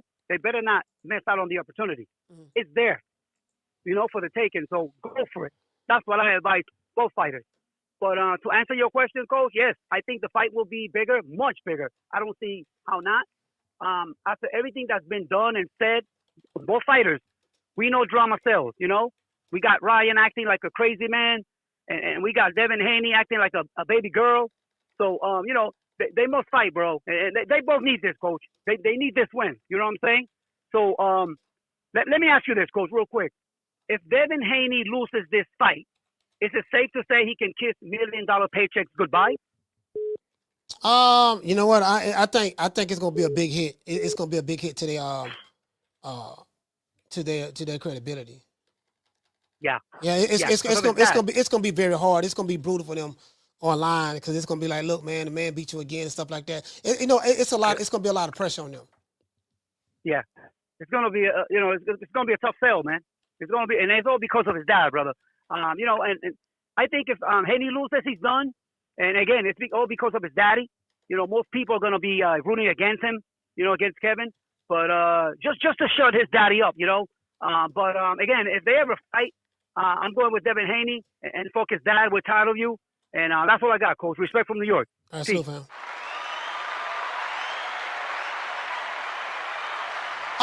Okay, I was just typing you back. Shout out to Muck 2 University. Muck said he said Rocky Balboa is in the Boxing Hall of Fame. Yeah, he's in the Boxing Hall of Fame, but he's in the Boxing Hall of Fame for making movies about boxing. You know, you can get in it. You got referees that's in the Boxing Hall of Fame. You have other people that's in the managers, I think, that's in the Boxing Hall of Fame, trainers. You know what I mean? So you can get in like that. But I'm saying actually for boxing, actually for fighting, we talking about an actual real fighter, not a movie or nothing like that. A real fighter who actually fought and is not getting and never won a title that's in the Hall of Fame. So that's what we're talking about. Carla, what's your name? Where you calling from? Martin from Oakland. Shout out to Martin. Talk to me. Yeah, Coach. I don't think the rematch for Ryan Devin Haney is gonna do. I don't think it's gonna do much. I mean, it's gonna do something just on the strength of this is Ryan making his comeback. But in terms of Devin Haney's gonna get it back in blood and all that stuff, not at all. Because I mean, think about it. Loma was the one that sold the fight in Vegas. That was his crowd. You know, the Regis fight in Frisco, I'm going to tell you as somebody who had 2 tickets and gave them away, that was, hey, we got an event that we rarely ever get out here, hadn't had since Ward retired. Let's go hit it up kind of thing. And it was at the new Warriors Arena. So it had very little to do with Devin Haney. And if Devin Haney being a 2-division champion, former undisputed, didn't really move the needle, Devin Haney getting the shit kicked out of him damn sure ain't going to help. If anything, he's lost fans based on all the shit that, you know, has been said and, you know, done about him. The diss song, you know, the lawsuit, everybody making fun of him, the shit about Young Thug or whatever the hell dude's name is with the fingernails fucking with his girl. All this shit has all this shit has just hurt his popularity. You don't think that the rematch, the storyline is wonderful. The rematch for this fight for Devin and Ryan, I mean, the fight is going to happen. The fight is, you know, it's going to happen. Oh, no, of course. But I'm saying you don't think the rematch can be bigger because Oscar said that the pay-per-views did 300,000. You don't think that, you know, bro, with all of this that's going down, with all of the, like everybody was talking about this. ESPN, Club Shay Shay, Vlad TV, you know, like Ryan Garcia was embraced by the culture. Then it came out that he cheated. He's a cheater, and now your whole premise is the only reason Ryan Garcia won that fight was because of the osterin. So we can get him back in there, bro. Like, Martin, think about all of the videos that's gonna be made about this subject matter if this fight. Oh no, I mean, content creators are gonna, talk their ass off about it, but I don't think it's really gonna move the needle in terms of being a big event because, everybody illegally streams. He's nowhere near as popular or as dominant as Tank is. So, ain't no way in hell we're gonna see anything close to 1.2 million. You know what I'm saying? And it's just basically going to be one of those, I'll watch it because it's there, but I'm not going to go out of my way. I'm not going to cash out unless it's a Turkey fight and Turkey puts on a stacked card. If he does that, if he does what he did for Crawford in L.A., it'll do big numbers. But it's going to be in spite of Devin Haney, not because of Devin Haney, because he just don't move the needle and he's lost all credibility. There's nothing he did that night that could convince most people that he has a chance of beating them because, if we're honest and objective, all the rounds that Devin Haney won were basically rounds where Ryan gassed out. Every time he dropped him, he gassed out. He basically gave away rounds as opposed to Devin Haney putting on a boxing clinic. He ain't got no chance unless he gets on the juice. He ain't got no chance of beating him. And most boxing fans are going to be honest and objective because if Ryan takes this fight serious and decides to train and works on his conditioning, he gonna beat the dog shit out of Devin Haney. He gonna walk through his punches. He proved it that his punches don't phase him. So I don't think it does. It does more. It might do another 400,000. No, it did 300,000 from what Oscar said. Yeah, but I could see it doing 4, but not much more. Maybe 450 if they're lucky. But I don't think it's gonna have. I don't think it's gonna do what we think it's gonna do. All right. Well, shout out to Martin, man. Old Town, stand up. All right, yeah. No, I kind of disagree, man. I kind of, I get what Martin is saying, but I disagree. I think, man, bro. I think this is the perfect. It's the perfect storm. I disagree. I think this is the perfect storm, bro. Like, I'm just saying for me. You get what I'm saying? I think it's the perfect storm, bro. Like, I honestly believe that the rematch really gonna be because, bro. Hold on, Carla, hold on, bro. Look at all these receipts. I can play the receipt. What I just played y'all with Bill Haney said that we gonna knock Ryan Garcia out. We gonna put him on his back. This and that. And then the Osterin, and then all the interviews, all the videos, all the look here, man. As I said before, we just want an even playing field. I'm going to show you guys that I'm a world-class fighter. He's a C-class fighter. He had to cheat in order to beat me. If he wasn't on the juice, I would have watched him like I did Regis program. I know you guys mad, don't like me, but I promise you, now that I got him involved in VADA and 24-hour drug testing, you're going to see a big difference in Ryan Garcia. Watch what I do to him. And if Devin Haney were to back that up, like that, I'm gonna tell you something. People want to see, can Devin Haney beat Ryan Garcia? And then people want to see Ryan Garcia beat Devin Haney, knock him out, drop him again so they can laugh. Beat Devin Haney again, drop him again so they can laugh and make mockery of him. So you're gonna have people who hate Devin Haney really anticipate this fight, and you're gonna have people who love Ryan Garcia who really anticipate this fight. And hate Ryan Garcia as well. You get what I'm saying? So I honestly believe it. I think it's a recipe for a bigger fight. Carla, what's your name? You calling from? It's Curtis from Long Beach. Curtis, talk to me, brother. Man, I think the fight will do well. I think it'll do better than the last fight, of course. And then I think this time around, the fight is going to be more interesting just because of everything that happened. I think that fight only did poorly because of the antics of Ryan Garcia. Like, once he started playing crazy and doing all that other shit, that's when people started saying, he really ain't got no chance. So I think that kind of fucked up the sales. So, that's another part, too, that people got to, look at. If he come in, like Martin says, if he comes in and he's serious all throughout the promotion, I mean, that can't do nothing but increase the sales because now they like, okay, you focus, you're more serious. And then on top of that, people want to see, was it really the drugs? Or, did Dev just have an off night? You got your ass whooped. You know what I'm saying? So which one is it?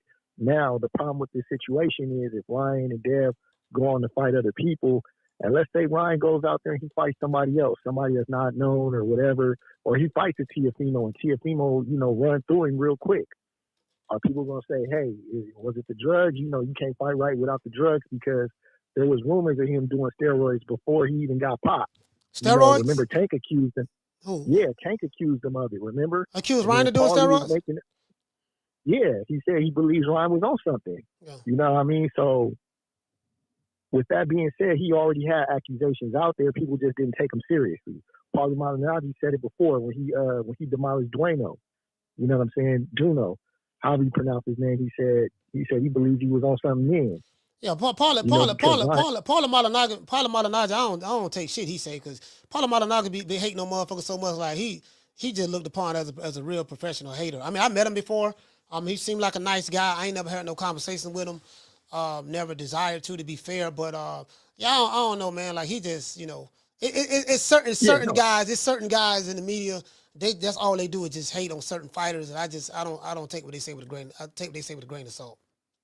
Yeah, I just use those two examples because those are people that we all know that they said it. You know what I'm saying? Like everybody heard, we all heard Tank in his camp say they think Ryan is juicing. But like I said, you got to take that with a grain. You got to take that with a grain of salt too. That's the same team that had somebody in the camp letting people know Ryan had a rib injury. Then he had signed a rehydration clause and the catch weight. So yeah, you got to take that with a grain of salt too. I mean, I never believed it, but hey, he got popped. You know what I'm saying? He popped for something, regardless. So now, in his next fight, if he don't, come out as the same Ryan before he got popped, people are gonna start to assume that you was juicing the whole time. You know what I mean? So it's a tough situation. So they need to go ahead and just do the rematch, straight away, and not even gamble with fighting anybody else. You know what I mean? So we'll see what happens, but I think it's definitely gonna be bigger. Depending on the route that they take. We'll see. But I think the intrigue is there. The interest is a lot higher because people want to know what these dudes are going to look like. They want to see what Devin's going to look like after that beating he took. They want to see what Ryan is going to look like, now that he's enrolled in the clean boxing program. So we're going to see. All right, man. That's my call. Shout out to Curtis. Yeah, bruh, I know y'all think I'm tripping. I honestly think this fight gonna be bigger. I think it's gonna be bigger. Just all of the things. Remember, storylines. The storylines sell. Storylines sell. Like I think it's gonna be bigger. I really do. Let me. I gotta play something. Gotta play something. Let me see. Where is that? I don't know what she think about shit, bitch. I got a whole diss track for you. I got a whole diss video for you. Carla, what's your name? You calling from? What up, Coach? It's Wookie Wook calling from Mass, man. Wookie Wook, talk to me, brother. Hey, nothing, man. Hey, I'm agreeing with Curtis and I'm agreeing with Jamie from New York, man. I feel like this fight, if it do happen, when it do happen, I feel like it's gonna do great numbers. And the reason why is because history has told us that fighters, that those fights, they do way better in the rematch than the first fight.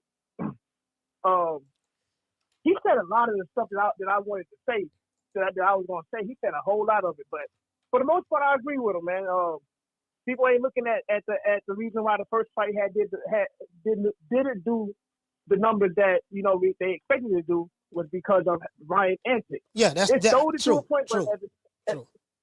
At the same time, a lot of us didn't even think the fight was gonna go down to the very last minute. We was like, damn, is he gonna make it through the fight? You know what I'm saying? But now, why is Ryan that? Locked in, that was because of Ryan Garcia's antics. Ryan Garcia sabotaged that fight. He sabotaged that fight. If he don't sabotage that fight, I think it'd do a $500,000 pay-per-view buys easy. I think it would have did that. I ain't putting no number on it, but I'm saying in the second fight, it's gonna do the numbers that we expected for the first, that it was gonna do in the first fight. It's gonna do those numbers that we expected, because we had the boxing world had high expectations for that fight to do up until Ryan started doing. We had some pretty good numbers we had in mind. You know what I'm saying?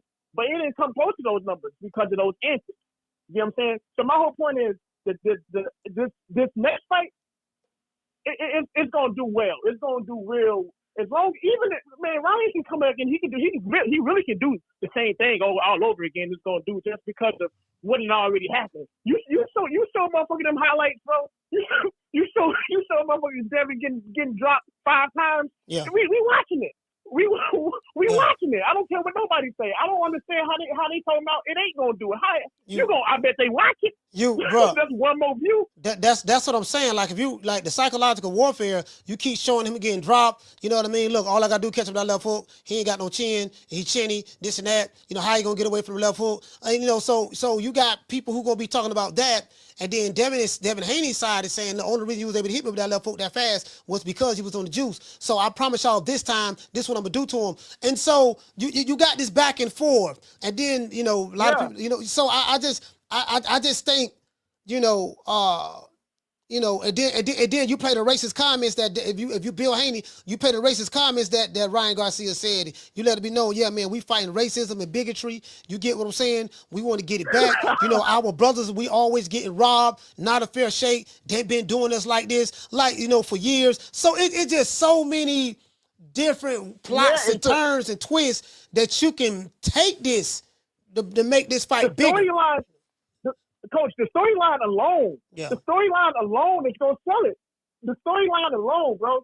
Even if you take the clips of like I said in the time earlier, Ryan literally got on the scale, drunk a beer, and hit the Dougie. Like, like all them little shit that Ryan be doing, it's gonna sell. It's gonna do crazy numbers, bro. It's gonna do some real crazy numbers, and that's really that's my take on it. I'm kind of over it though, Coach. When it comes to it's like I think Casino said it. If Devin ain't coming to actually fight the man, we got to put that battery in his back again. No, we got to do it again. We got to put that battery in his back again. But this time, if you really ain't coming to fight for real, I don't know if I want to see it, bro. That's really my only like point to why I don't want to see it. Is I got a feeling Devin gonna come on some secure shit and just jog around the ring. All right, but we'll see. All right, in order to know what he's gonna do. All right, but we'll see. We'll see when it happens, man. Shout out to Wookie Whoop. Salute, fam. Wookie Whoop.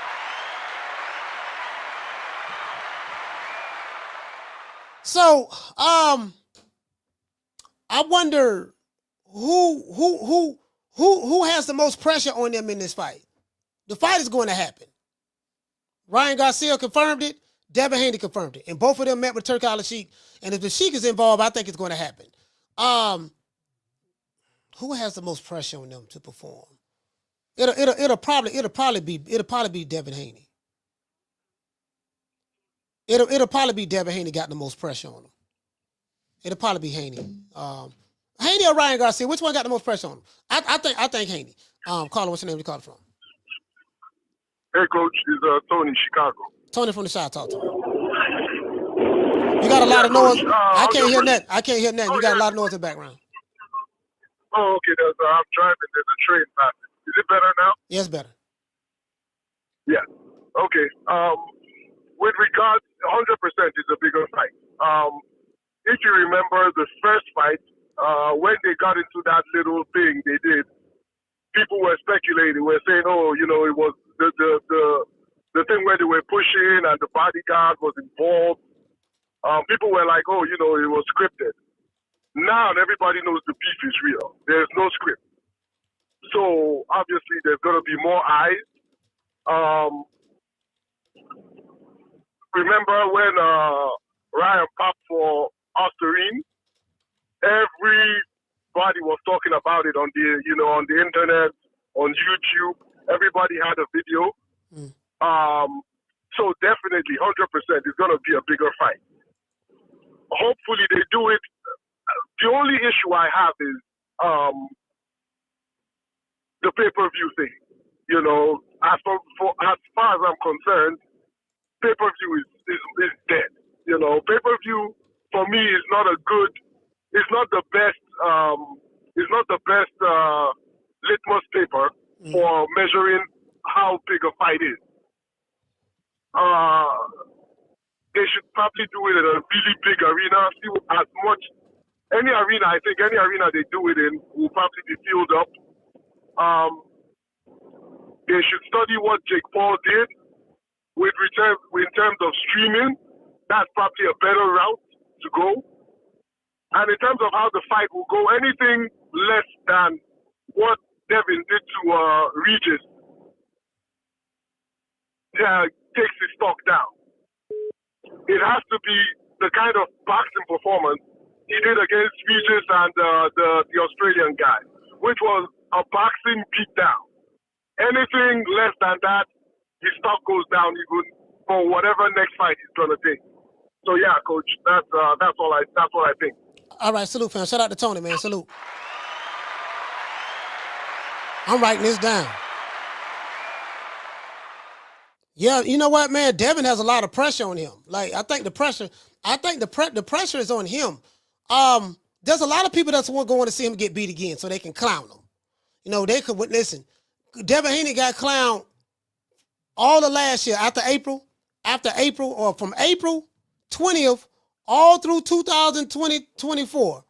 For 8 months straight, this man got clowned, right? So, Carla, hold on. So there's gonna be a bunch of people looking to clown him again. Someone said something in the chat. When Curtis called, I think honestly, I think it'd be foolish for Devin Haney to try to fight Ryan Garcia the way he fought him in the first fight. I think it wouldn't be wise to do that. You got to be honest. Devin Haney is shinny. You know, he is shinny. You get what I'm saying? And Ryan Garcia can punch. He is a puncher. So, I see Devin Haney jabbing, ducking out of the way a lot in that fight. I think stylistically, the fight that I believe that he needs to fight Ryan Garcia to win, I think stylistically it's not going to be pleasing to the fans. It may be points in time where they boo, because they was booing in the Haney fight when Haney fought Ryan Garcia the first time. I was there. It was so loud. That fight was so loud. I was there. Me and the other people who was in this show was there too. You know what I mean? My brother from Philly, a whole bunch of people was there, right? It was so loud. And there was times in that fight where they was booing because it was kind of like boring. Everybody wasn't doing anything. I think those was the rounds that Devin Haney won. And then the crowd got back excited again when Ryan landed that left hook. And, you know, Devin Haney fell multiple times in that fight, but I think they only counted 3 knockdowns. But he fell like 5 times. One time he fell and grabbed Ryan Garcia by the waist and fell on his knees when he was falling. He was dazed then, but Harvey Doc told him it was no knockdown, and Ryan was complaining to Harvey Doc, like, look, man, he drunk, I hit him, and all that stuff there. So some would say more knockdowns should have been called in that fight, but you know, I don't think that he has to, I don't think he can't fight him the same way in the second fight that he did in the first fight. That's what I'm saying. Carla, what's your name? You calling from? What's up, Coach? My name's Keybon. I'm calling from Chicago right now. I just called to put my little 2 cents in and shit. I think the rematch is definitely going to be big because, shit, Ryan a big personality. And then people want to see Devin Haney get his ass beat again because it was just like, damn, nigga, you did some sucker shit, got your ass beat, then filed a lawsuit. I know he finally took that shit away, but it was just like, damn. You and your daddy Bill was just doing all this talking. Then he was trying to pull that Floyd Mayweather, I'm an A fighter, you a beat, like, nigga. Devin Haney career on the line. His PR team ass. The bitch already came out here saying she loved the niggas in jail. I don't give a fuck if that shit was old. That shit came out today. Then it's just like, bro, you get knocked out again, your ass is going to be where Chris Blair is, nigga. You going to be another Adrian Broner. So it's like, I feel like it's a lot of pressure on Haney. Haney just needs to be quiet, go in there, fight his fight. Like you said, shit, he going to have to win behind the jab. Fuck it, if they booing, they booing. At least you got the win and shit. I felt like Devin Haney pride in the first fight, because I had a win in the first fight, and I like Devin Haney, but I felt like his pride got in the way. Like, bro, you know you can't hook with this nigga. I don't know why you went in there thinking you could do that, then got your ass embarrassed. But I feel like it's going to be a good fight. Shit, Devin Haney probably going to get his ass knocked out again. I ain't even going to lie to you, Coach. After I I was following Devin Haney from when that nigga was in Mexico City, nigga. He may be on his way back to Mexico City fighting for Modelo's. But it's shit, I'm going down with the shit, nigga. I want that skinny nigga to win. But look, dog, you got to go in there and fight your fight. Fuck it, some niggas going. Just get the win, man. Your career on the line, your PR team on the line, your daddy's ass on the line. Nigga, this ain't no time to be going in here trying new shit. You need to jab, and jump that motherfucking chin, or Ryan gonna be walking out there again. And niggas gonna start turning into fucking Wilder fans. What's them LDB, whatever the fuck them weird niggas is on YouTube that be eating Wilder dick talking about the nigga it's the same group. deflated. It's the same group. The same group. Yeah, them niggas. It's the same group. Oh yeah, them niggas the same group that like nigga, Devin Haney. That's the same group that's with them. Yeah. Hey, when them niggas behind you, all them niggas lost. I'm telling you, every nigga. I did a study. Every nigga that put it on the culture, them niggas got their ass beat. Niggas just need to go in there and fight they fight. Bill needs to stop paying these blue blood niggas all this shit. Man, go in there and fight. The nigga not gonna be on those Ozempic this time, so you can't blame him. It's just like y'all just need to stop talking and fighting because look, y'all career on the line. If this was Diner Dash, nigga, y'all got a half a heart, nigga. Y'all can't come in here fooling around, fucking with these niggas. That Mexican boy can fight. Migo, yeah, he be saying some racist shit. I don't really fuck with it, but as a fighter, we gotta give Ryan his props. He went down there, he beat his ass. So definitely need to look at it like this. You get your ass knocked out again. Ain't no tank fight. Ain't no more big money fights. I'm telling you, he's gonna be fighting for pesos. I mean, it ain't gonna be no tank fight anyway. So, yeah, but I get what you're saying. Yeah, and then one last thing, what Bill did, whatever show they was at, and Bill and them was waiting outside. Man, stop the bullshit. I don't know what Bill is, a Muslim, a gangster, a motherfucking pimp. That's a boxing promoter. That nigga is what Floyd say, a man of many things, but a master of none. Yeah. So. These niggas, just get yourself right, man. Go in there, fight your fight, bob and weave. If they born, fuck it. At least you come out with the win in your dignity, man. And he need to leave that bitch alone. I don't know why he bought him a Rolls Royce. I'm just hating on Devin Haney right now, just on some Haney nigga shit. But I just called to get my 2 cents in, coach. It's going to be a big fight. Bless up. I'm going to let you get back to the show. All right, salute, fam. I got to write this down before I forget. I didn't even look at it that way. Y'all saying his career on the line. If he, y'all saying the man career on the line. Hold on. Damn. So, I ain't look at it that way. His career being on the line. I think the fight is going to be bigger. I mean, it can't be. They sold the venue out in New York. That was sold out. That was sold out. You get what I'm saying? So, I don't know, man. I think it's going to be bigger, the anticipation, the storyline, but his career on the line, y'all might have a point on that. Y'all might have a point. Caller, what's your name? Where you calling from? What's good, Coach? It's X from Florida, man. X from Florida. Talk to me, fam. All right. I got an off-topic question, but it's still about boxing. I was gonna ask you, is this an accurate comparison comparing Adrian Broner, his downfall, how he didn't do good in his big fights like against Maidana and so to say, and so on, and same with Sean Porter, like how he kind of he didn't win his big fights like against Kell Brook and Earl Spence and Terrence Crawford. Is that an accurate comparison between those two? No, it's not an accurate comparison because Devin Haney only had one loss. Well, he doesn't have a loss anymore, but he only had one loss against a Ryan Garcia who was cheating, got popped dirty. So, no, that's not an accurate comparison because he beat Lomachenko's. Now, some people felt that he lost. I thought he lost 7-5, but it could have went either way, to be fair, when I look at it again. No. But you saying Devin Haney? No, the comparison, no. No, it's not a fair comparison. No, I meant between AB and Sean Porter. Like, is there a comparison between them in regards to that? Adrian Broner and Sean Porter? Yeah. No. The reason why is because, they're two different fighters. Like, Sean Porter lost, he lost to Kell Brook, close fight. He lost to Spence. Some people felt that he still won. If he wouldn't have got knocked down, he probably would have won that fight, close fight. Crawford was a close fight until he got stopped.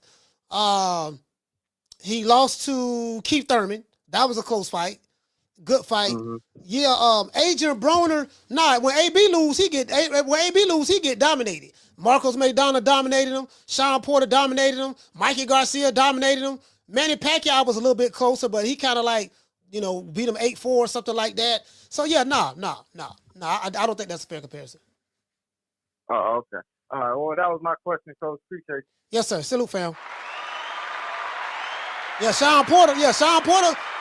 Shit, Sean Porter wasn't getting dominated. Sean Porter wasn't getting dominated in no fights.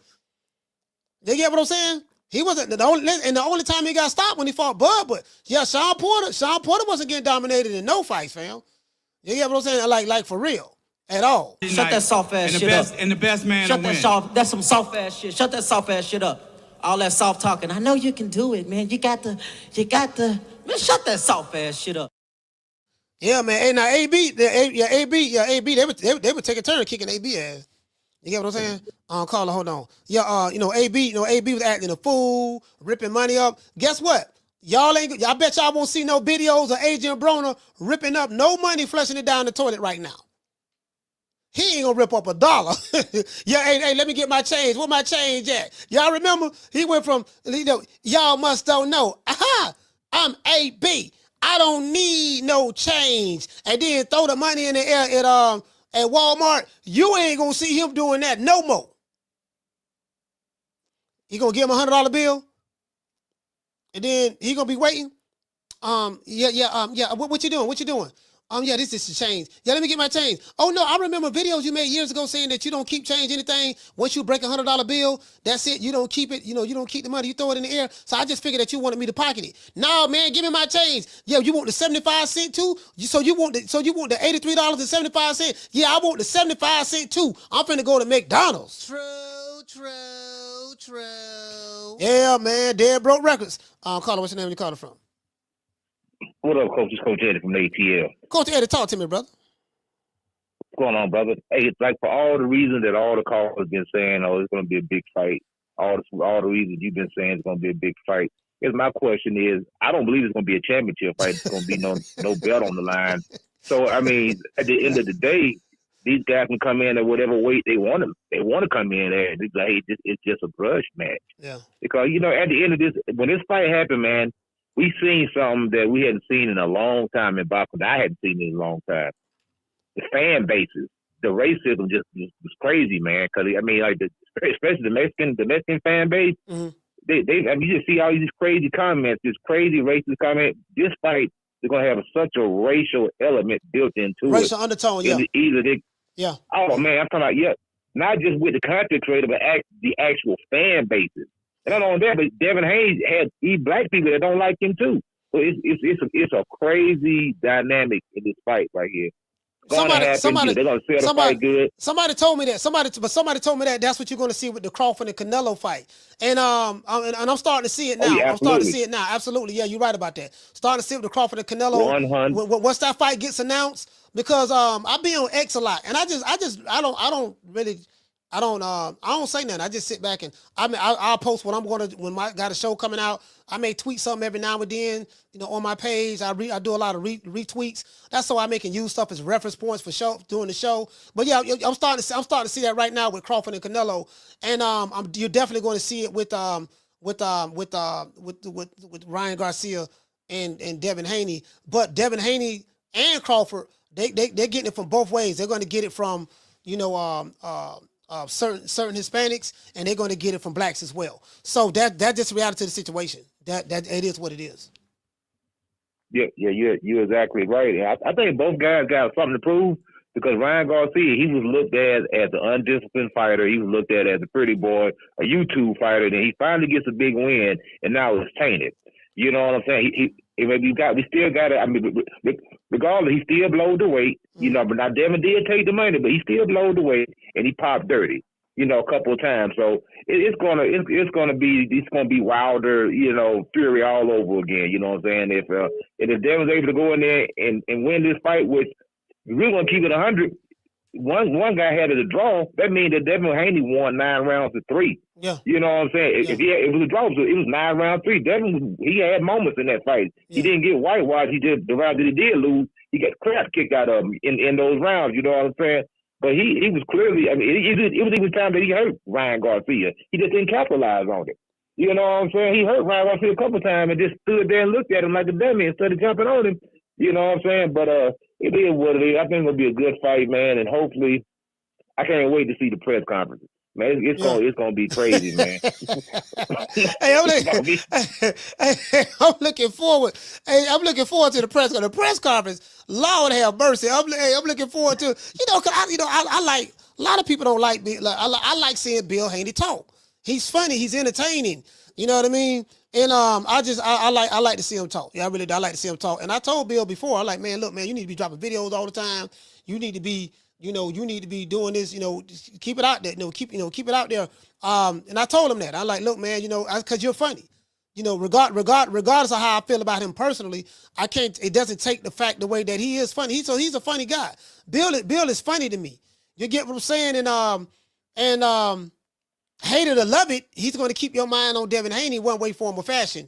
So, yeah, I can't wait to see the press conference. I can't wait to see it. Right on, Coach. Hey, that's my call, Coach. Keep up the good work. All right, salute, fam. But see, this is the thing, right? See, this is why I say miss me with the code stuff. And I understand the code very well. I have Nearly Full of Junior's book. I've studied it for years, and I understand the code very well. This is the problem. See, the people who hate Devin Haney are Tank Davis fans. The Tank Davis fans, the black ones, hate Devin Haney, and they hate Bill Haney. And because Tank Davis has a big, or Tinkerbell is what I call him, because Tinkerbell has a big fan base, well, online anyways, they attack him. He even got, Pro Tank, Tinkerbell, YouTube channels, and they attack Devin and Bill Haney. I get it, right? So that's the black element that's hating Devin Haney. And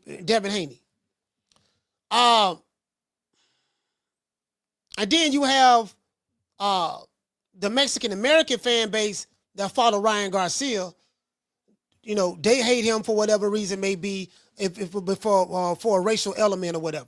They may be racist as hell, bigoted, just like Ryan Garcia. Because Ryan Garcia is a bigot. I think that's obvious at this point. Him and Teofimo Lopez. The shit that they say. And we got the receipts. You know what I mean? I hate, what he said, he hate. I don't want YouTube to stop the show, but you get what I'm saying? Niggers and all that stuff there. That's what he said. There's no sugarcoating none of that. So he is who he is. We're not going to dance around that. He is who he is. So, and he got a bunch of fans who think like him, who feel the same way, who don't like Devin Haney. So the Haneys are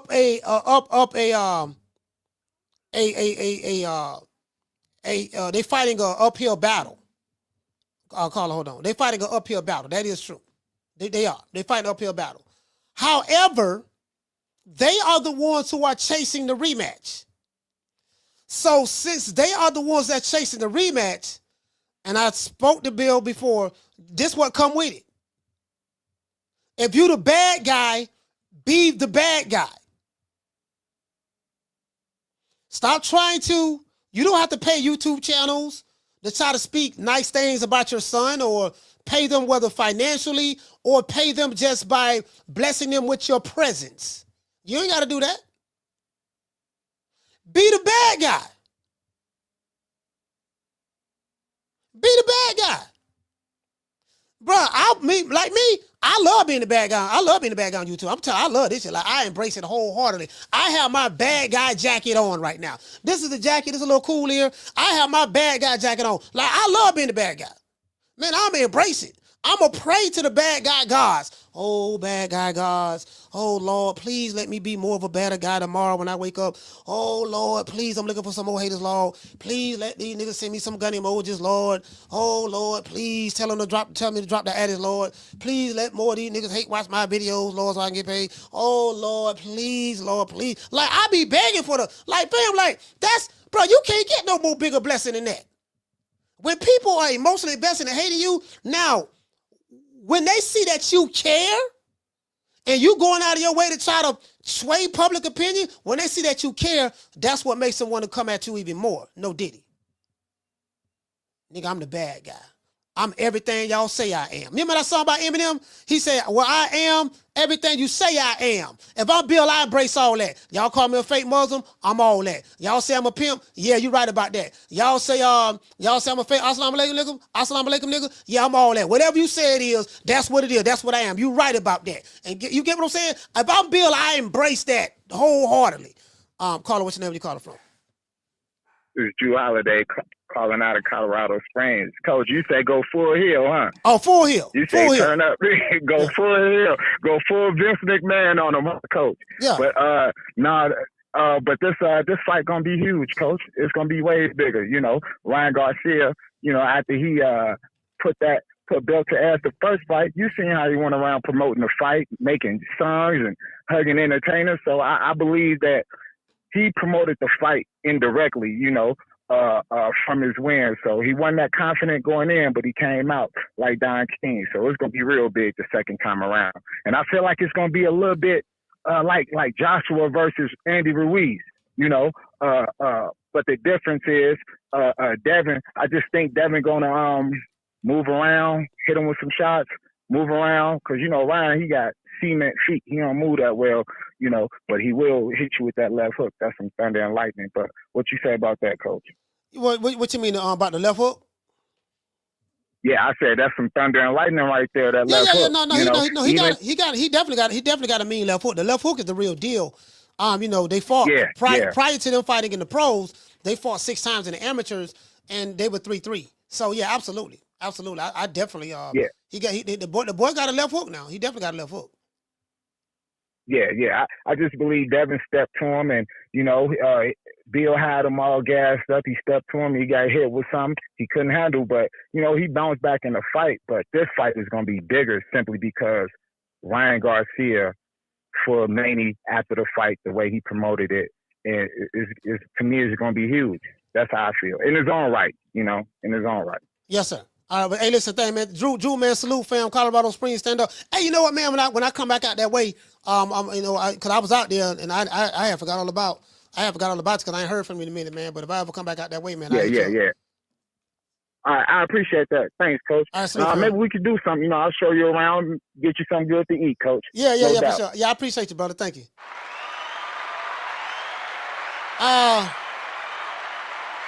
Hold on, what you say? NPR says that villains don't sue. I disagree. Floyd Mayweather sued doggone Victor Ortiz. Floyd Mayweather, when Floyd became Money Mayweather, people hated Floyd Mayweather. They paid to see him lose. A lot of people hated Floyd Mayweather when he became Money May because he was very arrogant. The narcissism came out very strong. I remember when Barack Obama was the president and the second term, and it was a recession. I think the first term, it was the first or the second. I think it was the first term now that I think about it. And it was a recession, man. Things was rough. And you know, people was talking about, you know, Floyd used to do stuff like, I remember the camera was in front of him and I think he had a suit on or something, and he was throwing $100 bills at the camera. He was like, look, I don't know what y'all talking about, that it's a recession, y'all ain't got no money. I still got all my money. Like a lot of black people, I'm saying that I grew up with, I can't speak for any other city, but that I grew up with, they turned on Floyd because of that. Because Floyd became like, I don't care now about nobody. I got my money. Y'all broke, this and that. You get what I'm saying? So, yeah, but Floyd sued Victor Ortiz. You remember Victor Ortiz headbutted Floyd? Yeah, he sued him. He sued him behind that. I don't know what happened with that, but, you know, so, yeah, you know, so. You get NPR, I don't know exactly what happened with it, the lawsuit, to be fair. But, yeah, he sued him for that. He sued him for that. He damn so did. You get what I'm saying? There were several fighters that sued. I think fighters like Zab Judah sued people. I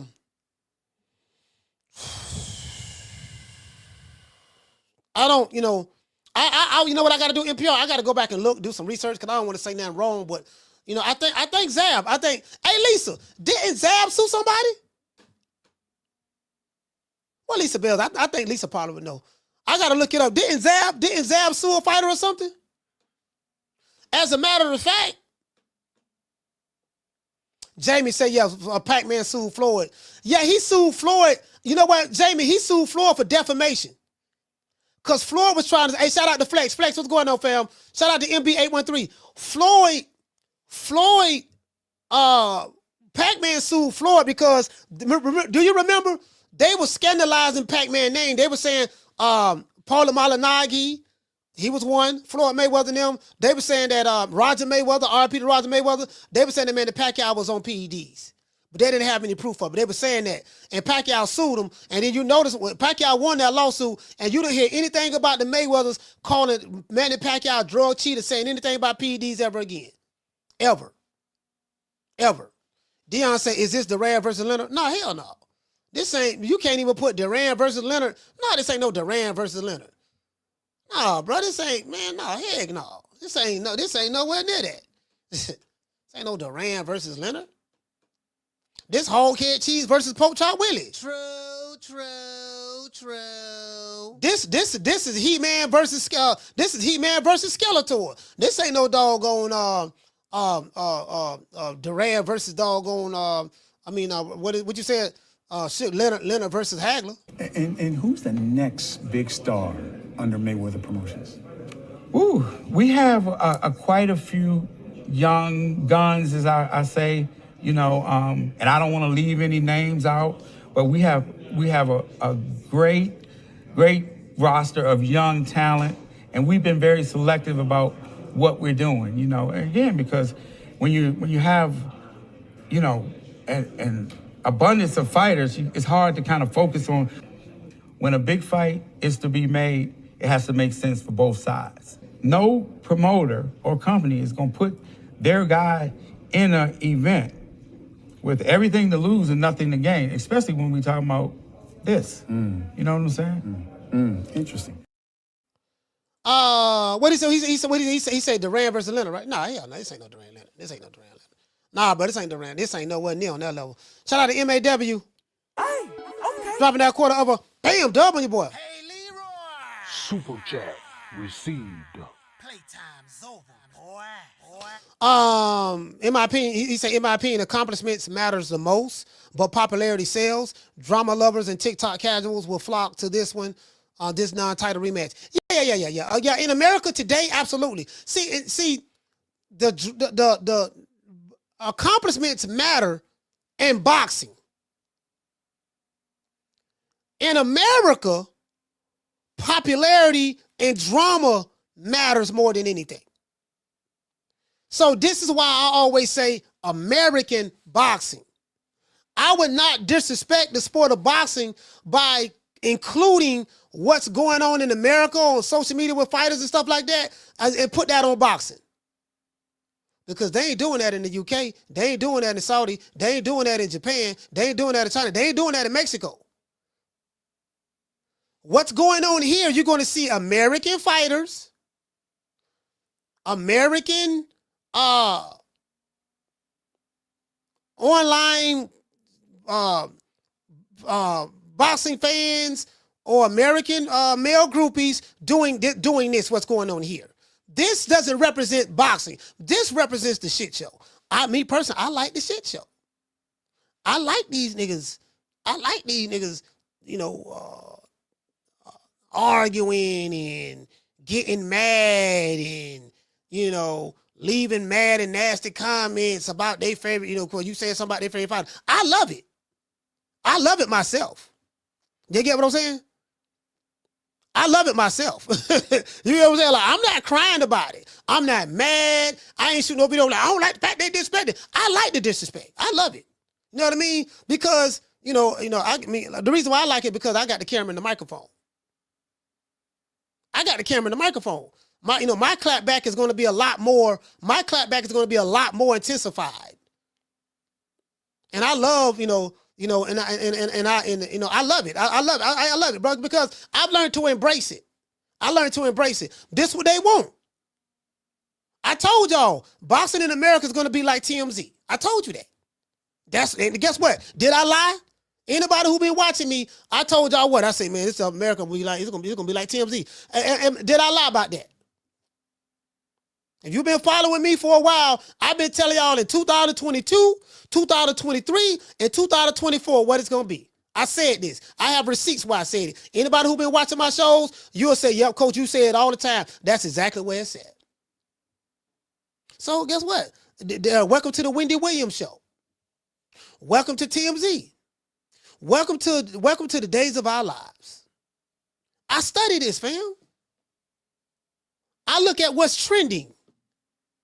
I see the comments. So, it's very easy to figure out. It's very easy to figure out. Hold on. We got a call, but I got to get this super chat.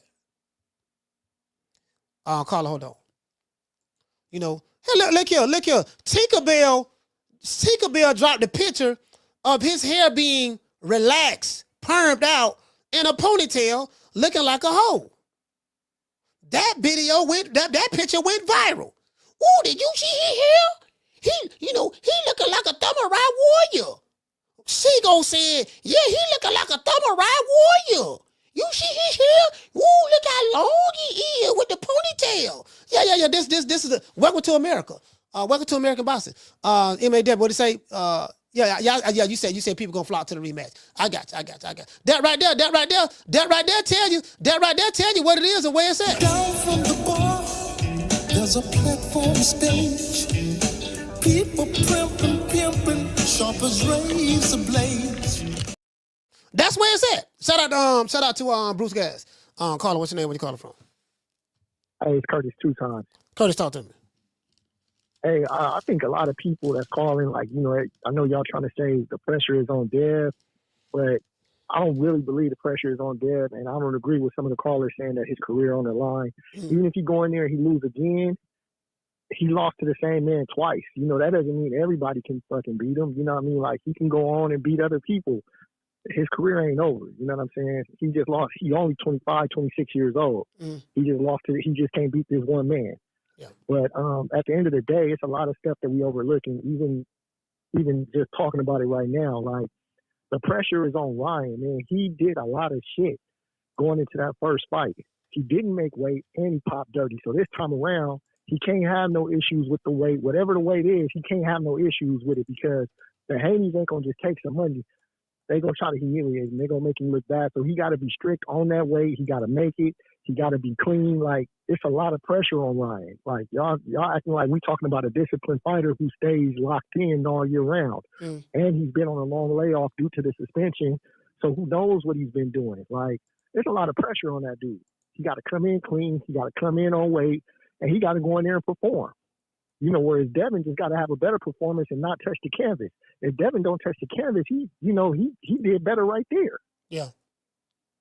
So there's a lot of pressure on Ryan. Like, don't sit here and believe that Ryan just ain't gonna have no pressure. And mentally he ain't the toughest. You know what I'm saying? He played a lot of games, and the Haney let him get away with it, but they're not gonna let him get away with that stuff this time. So he ain't gonna be able to play around. Do you think that do you remember when Wilder and Fury, they had 3 fights? You remember the second fight when Wilder lost to Tyson Fury, he got stopped. Mark Breland saved him, threw the towel in. Do you remember all of the talking that all of the trash talk that was going on with Deontay Wilder and Tyson Fury in the second build up to the fight? But the third fight, remember the third fight, the press conference, the build up, Deontay Wilder didn't talk. He had the headphones on his head on stage at the press conference, and people were like, and he wasn't trying to sell a fight. Remember, he was quiet. He was just real quiet. He didn't say anything, and people was like, man, Tyson Fury took his soul. He won't even speak. He's scared to talk. Do you think that once the rematch gets announced, do you think that because Bill Haney and Devin did a lot of talking in that first fight, even though that Ryan Garcia cheated, do you think that they'll take a different approach this time and be like more quiet, more reserved, don't say anything, just be locked in like Wilder did? Because I don't know. Wilder, you know what I mean? Wilder didn't say anything, but he did actually look good in all of those fights, except for not the second one really, but the first and the third one. The third one is the one he looked the best, to be honest with you. Yeah. I felt like he did a lot of good work to the body. Like, I felt like he had a great game plan. He just can't beat Fury. It's just one of those things. But I think he looked the best that fight. So I think he was just locked in and, he was focused. I don't think it had anything to do with what Fury did to him. You know what I mean? I think he was just like, I talked a whole bunch of other times. I ain't do nothing, so I ain't going to say nothing this time. I'm going to go out there and I'm going to show it. The Haneys, Bill going to talk. Yeah. He going to say a whole lot. You know what I'm saying? So that's that. Dev just got to live up to it. You know, Dev just got to show up. I don't know what his approach is going to be. He ain't really saying nothing right now, so I can't see when the fight gets announced for him to say a whole lot. But again, this fight is going to sell because if I'm Ryan, every time I come out to the press conference, I'm playing the Haney pack. You know what I'm saying? I'm playing the Haney pack. I'm talking That's a crazy. good idea. That's going to be my walkout. That's a good going to be idea. my walkout music to everything. You know what I'm saying? I'm playing the Haney pack and I'm talking the gang and shit. And I'm going to do like John Jones did when John Jones popped dirty. You know, John Jones made a joke of it. He said, I whooped you when I was on coke. He said, so if I'm clean, I'm going to whoop you. You know what I'm saying?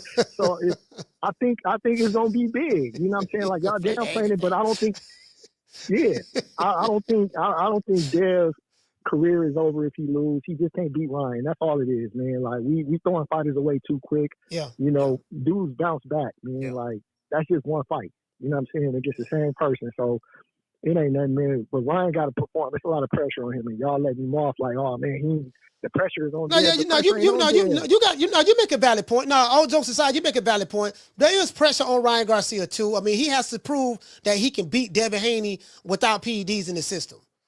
Because if Devin Haney was to beat him in the second fight, then that'll all the Devin Haney supporters and even the Haneys would say, look, this is proof that without cheating, he can't beat Dev. Now we can do it. Now we can probably potentially have a rubber match or something of that sort. So yeah. I can. There is some kind of because Ryan Garcia does have to prove that he can beat Devin Haney without the Osprey. He's going to have to do that. Now, it's not just the Osprey. He didn't make weight either. He got to do everything. No, but they're not going to fight. I'm pretty sure they're not going to fight at 140. They're going to fight at a catch weight. They're not going to fight at 140, but whatever weight it is, he got to be on point with that. He got to make it. You know what I'm saying? Whatever they agree on, he got to make it because. They're not gonna be like, oh man, well you a pound over, you 5 ounces. They ain't gonna give him no slack. What the Haney's are gonna have to do when they do this contract, it has to be a strict contract. They're gonna say, hey, look, there has to be a financial penalty. If you get popped dirty before the fight, 50% of your purse has to come to the Haneys or whatever, right? You have to make the weight. If you don't make the contractually agreed upon weight, you have to pay a fine or the fight is automatically canceled or something of that sort, right? They have to. No, I ain't taking no fine this time. I ain't taking no fine. No. Yeah, they have to. Both in there. Yeah. So far, both in there. No, the fight is gonna be. You get what I'm saying? But I don't think the Haneys want to cancel that fight because they want the money. Bill want the money. I can tell you that right now. Bill want that money. So I don't think he want to have something like if you don't make the weight, cancel the fight. But you gotta have it to where it's gonna hurt his pockets tremendously. You know, you got to do that. You have to do that. He's gonna have to do something like that. Yeah, do like Canelo did with Plant. If you get injured during training camp, I still want my $40 million. I don't care what y'all talking about over there. I still want my money.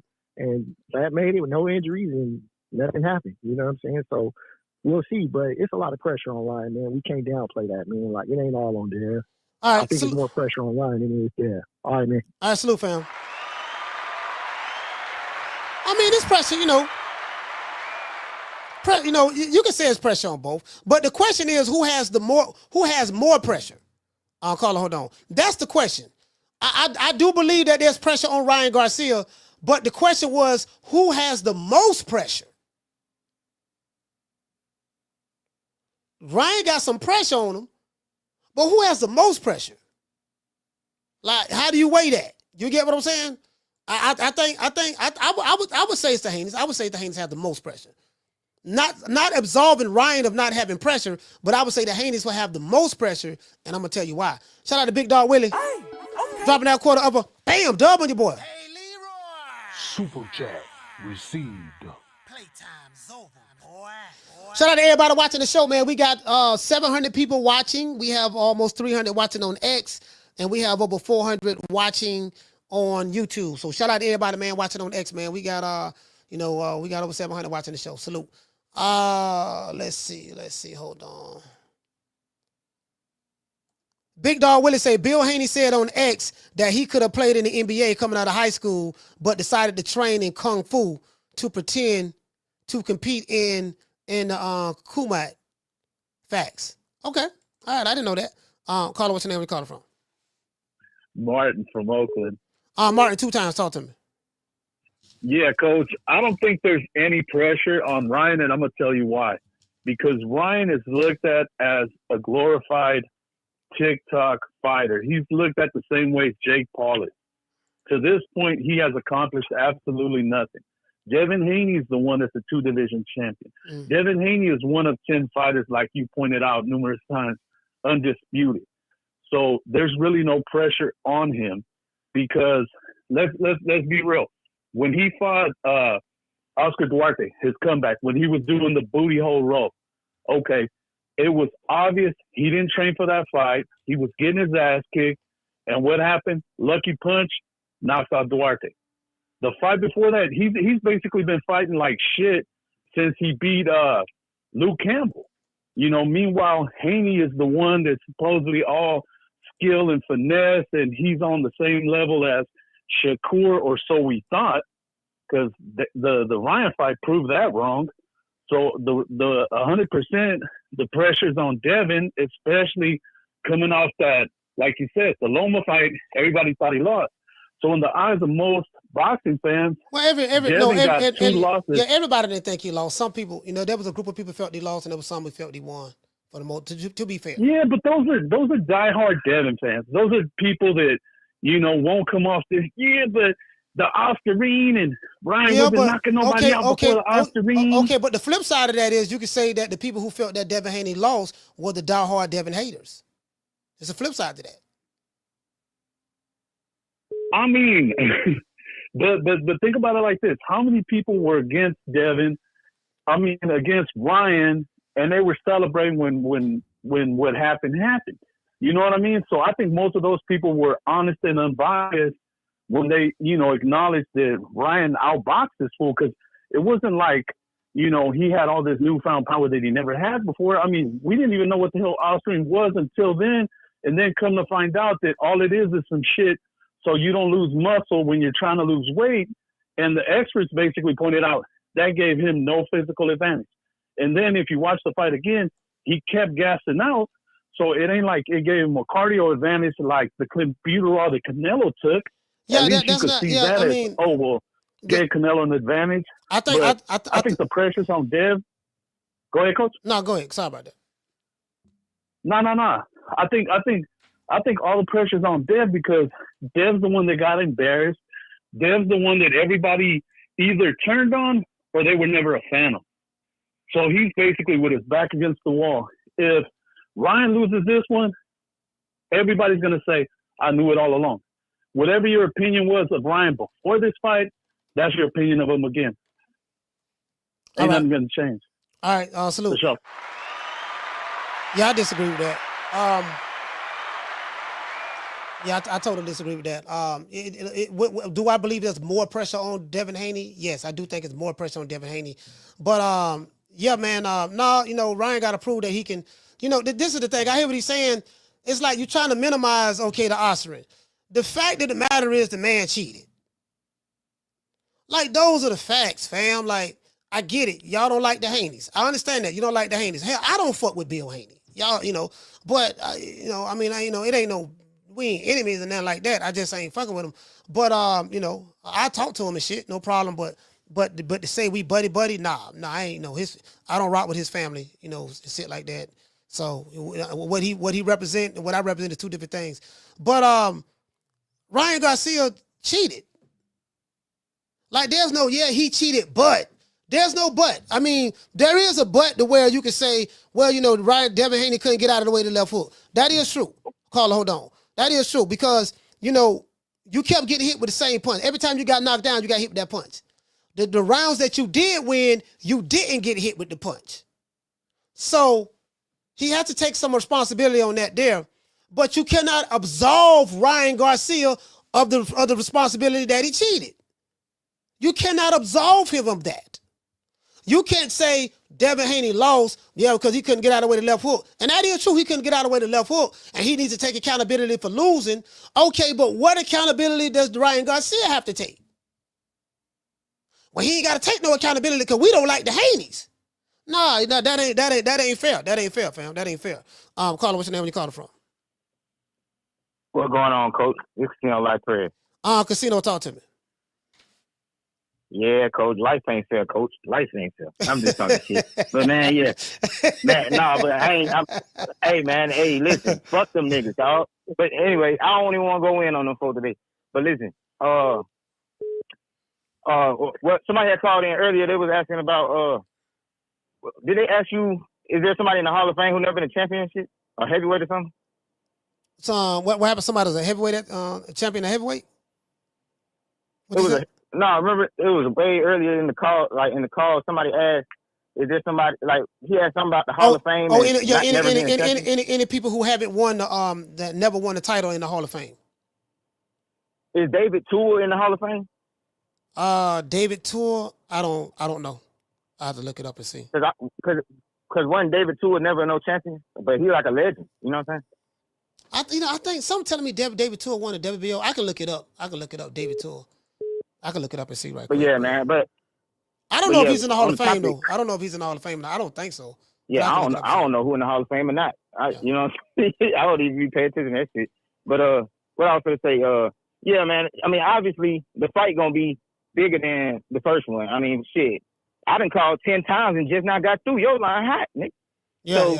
Hey, I mean, shit. I mean, come on now. It's obvious. This fight is obviously bigger. The only thing that could fuck this fight up, the only way this fight don't be bigger is if they put it in Saudi Arabia and that shit come on in the middle of the day. That's the only problem. But as long as they put that shit in the USA, yeah, that shit gonna be bigger. But if they take it over there, they gonna fuck that up. They gonna fuck the whole fight up. You know what I'm saying? But I mean, I think it's gonna be bigger though. It has to be over here. It has to be over here in the States. I think that fight should be in Vegas because Devin Haney and Ryan Garcia are both West Coast guys. You gotta have that fight on the West Coast. You gotta have it on the West. You gotta have it in Cali. You gotta have it in Cali or Vegas. You gotta have that fight. Yeah, I think they probably didn't like take it to Vegas, but or Cali, yeah, either one of them. Yeah. But yeah, the fight gonna be bigger, man. But are you asking who? Are you asking who people got, or you just want? No. Just the pressure, like not the pressure, but do you think the rematch to be bigger? I have a reason. I explained during the show why I think that fight to be bigger. But yeah, I think the rematch to be bigger based on all of the mitigating circumstances that have led up to this point. So I think the pressure gonna be on. This is another thing. I keep hearing people say that Ryan ruined the first fight. I think Ryan turned the first fight up. I think all that shit. I don't know how people be thinking and looking at shit, but like they talking about he sabotaged the promotion. I loved it. That shit was lit. I mean, nigga got on the scale, pulled out a beer. Nigga is lit. Nigga, the fuck, man, that shit sold it. If anything, if Ryan ain't act like that, man, I feel like that shit would have goddamn sold less than 300,000. Like everybody was talking about this shit because Ryan was wilding. But at the end of the day, the nigga was gonna fight. So it's like, how the fuck, bro, that nigga brought all the attention to the fight. I mean, because the Bill Haney shit, that shit don't never bring no attention to no goddamn fight. So if they did 300,000, it had to be Ryan. Shit. I mean, that's how I look at it. I don't know. I disagree with everybody who think Ryan sabotaged the promotion. Like Ryan turned the promotion up. He turned the shit up, in my opinion.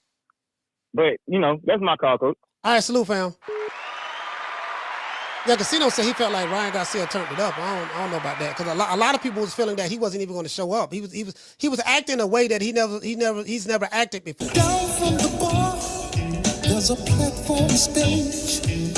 People pimping, sharp as razor blades. Caller, what's your name? Where you calling from? Hey, what's up, Coach? It's Martin from Jersey. Martin from Jersey, talk to me, fam. This is my thing, man.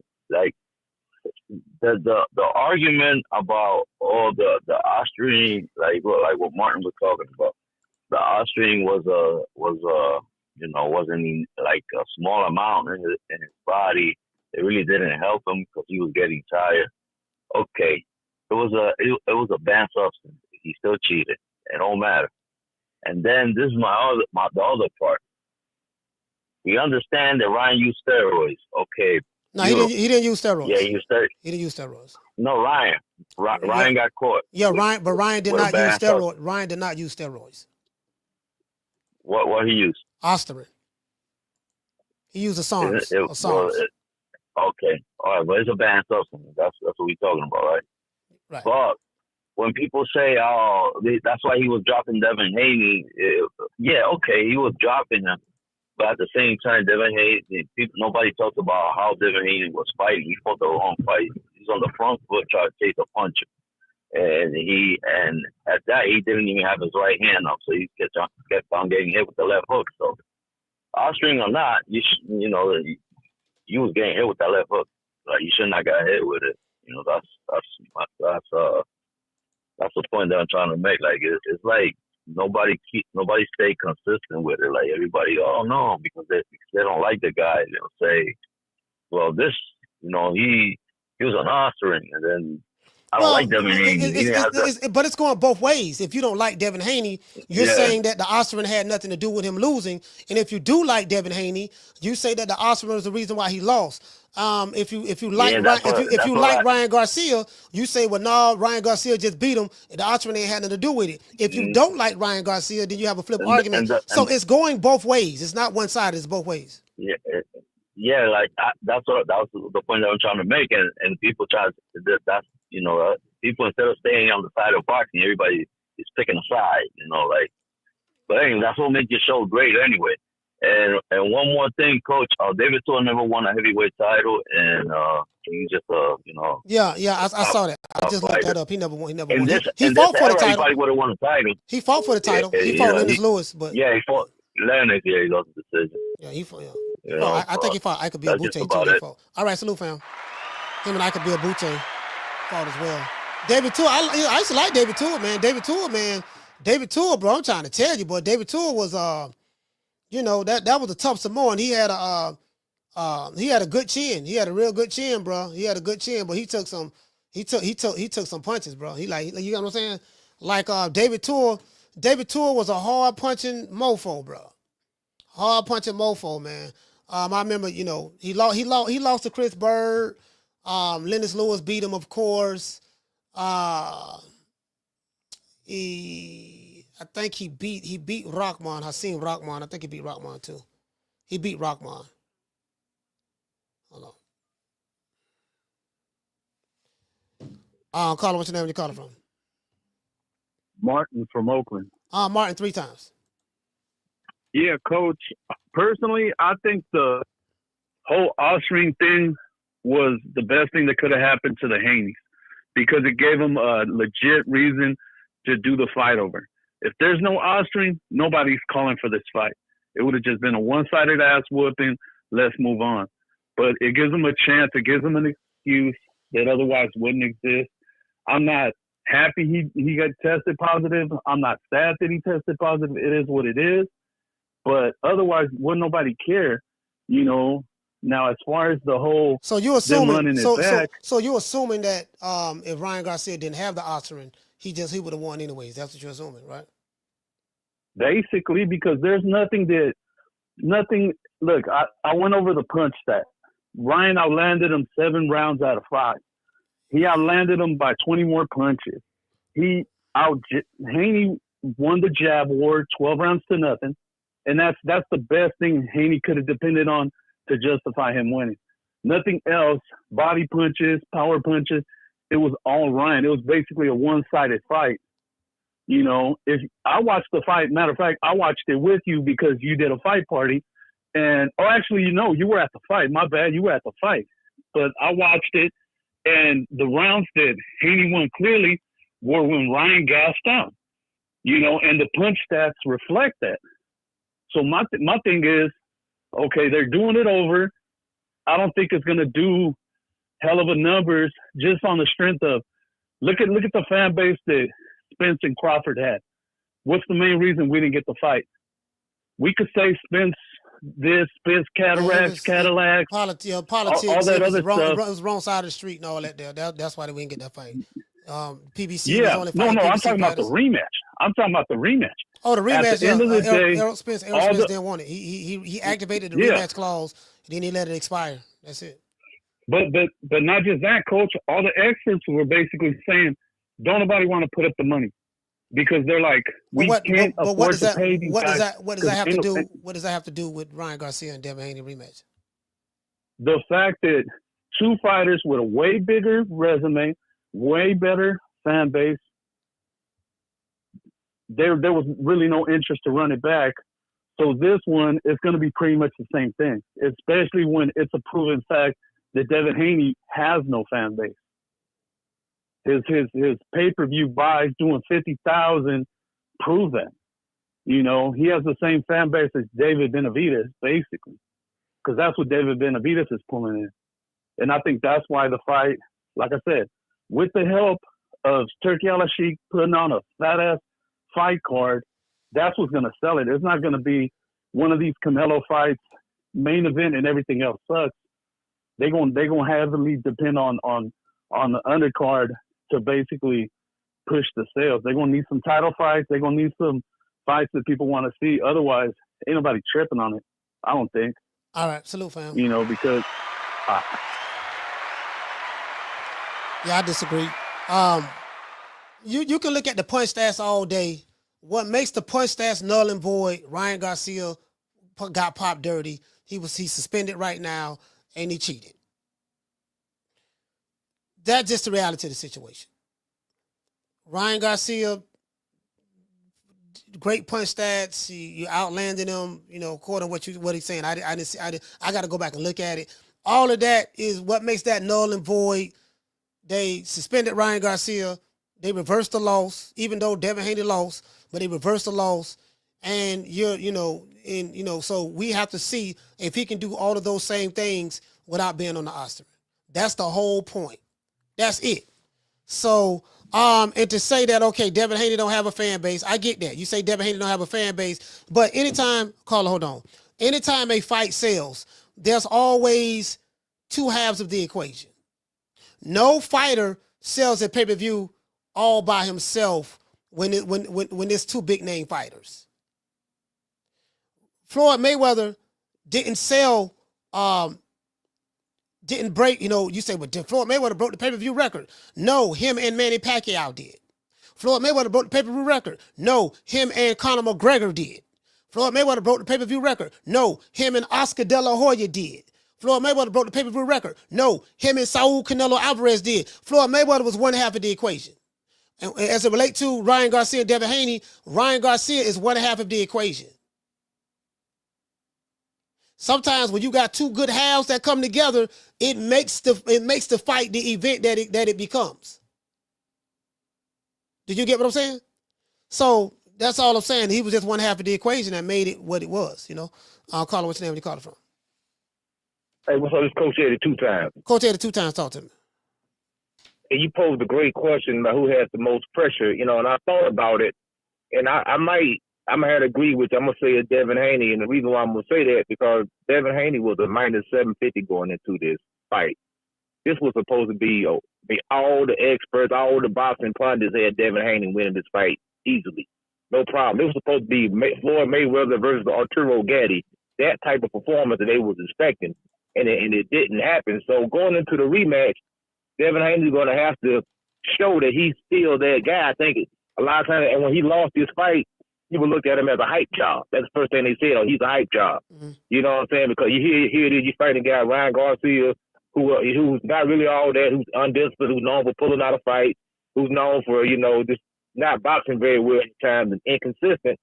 And then you lost to this guy. You're supposed to be the good. So now I think the pressure is a little bit more on Devin Haney.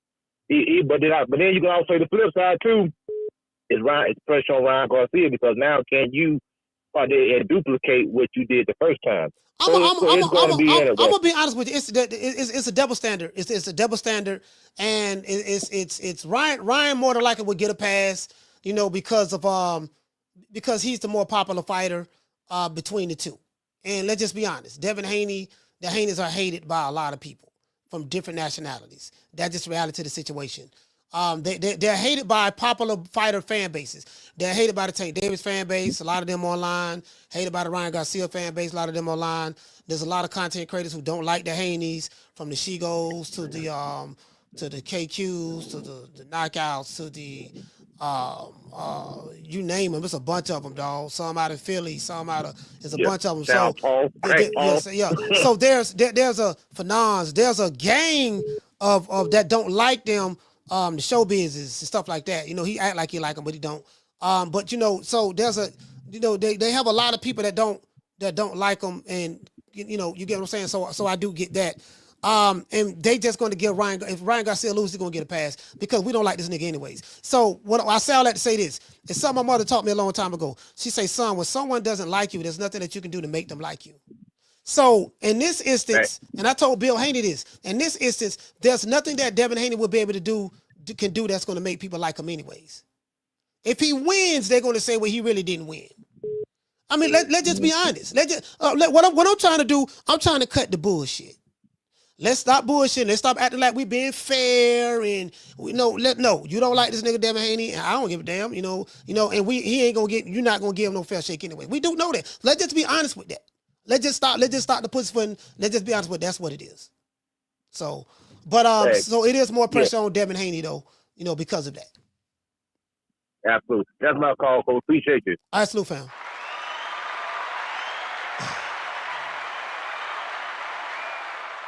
Yeah, so now, we not gonna play these crackhead games. We just gotta be honest. We gotta keep it real.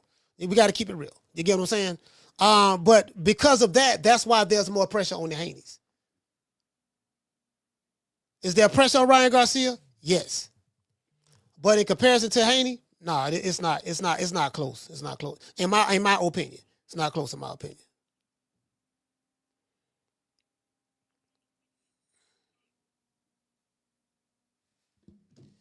Caller, what's your name? Where you calling from?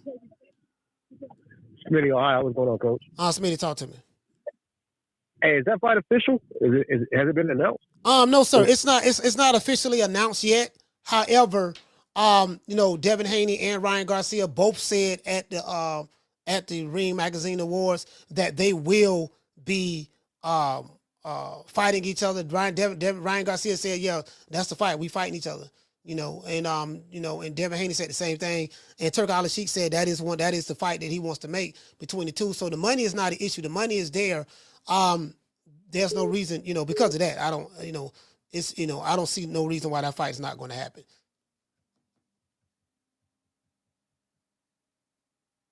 Hello? All right. Yeah, my bad, Coach. Yeah, but that fight's going to be huge. I think that fight's going to be bigger than the first one. Hello? Yes, sir. Coach? Yeah, I'm here. Yeah, I think that fight's going to be bigger than the first one. As far as, a lot of people, the general consensus, people giving Garcia a pass as far as with the cheating, and a lot of people just think that Ryan just won. So I think it's going to be a big fight just to see if Haney can, come back. Is it the Ostarine or is Garcia the goods? But I think the fight may be totally different. I mean, if Garcia is getting tested, because to me in the first fight, Garcia kind of looked like shit as far as with the conditioning. And I don't think Haney's going to fight the same. I think Haney's going to fight off the back foot. So it might mess around and be a totally different fight if Ryan Garcia is more in shape and if Haney's fighting off the back foot. So it might mess around and be a different fight too. But to me, the pressure's on Haney. Pressure's on Haney. Like Haney has to beat him in a impressive fashion, in my personal opinion. Like it can't just be no tapping and holding to a decision. I think he has to. I'm not saying he has to knock Ryan out, but I think he has to beat Ryan in a fashion where it looks like Ryan shouldn't be in the ring. Because if he just wins like a decision where he's moving and tapping and jabbing, I think he's still gonna get criticism. But like, all the pressure's on Haney for sure, 100%. All right, shout out to Smitty from Ohio. Salute.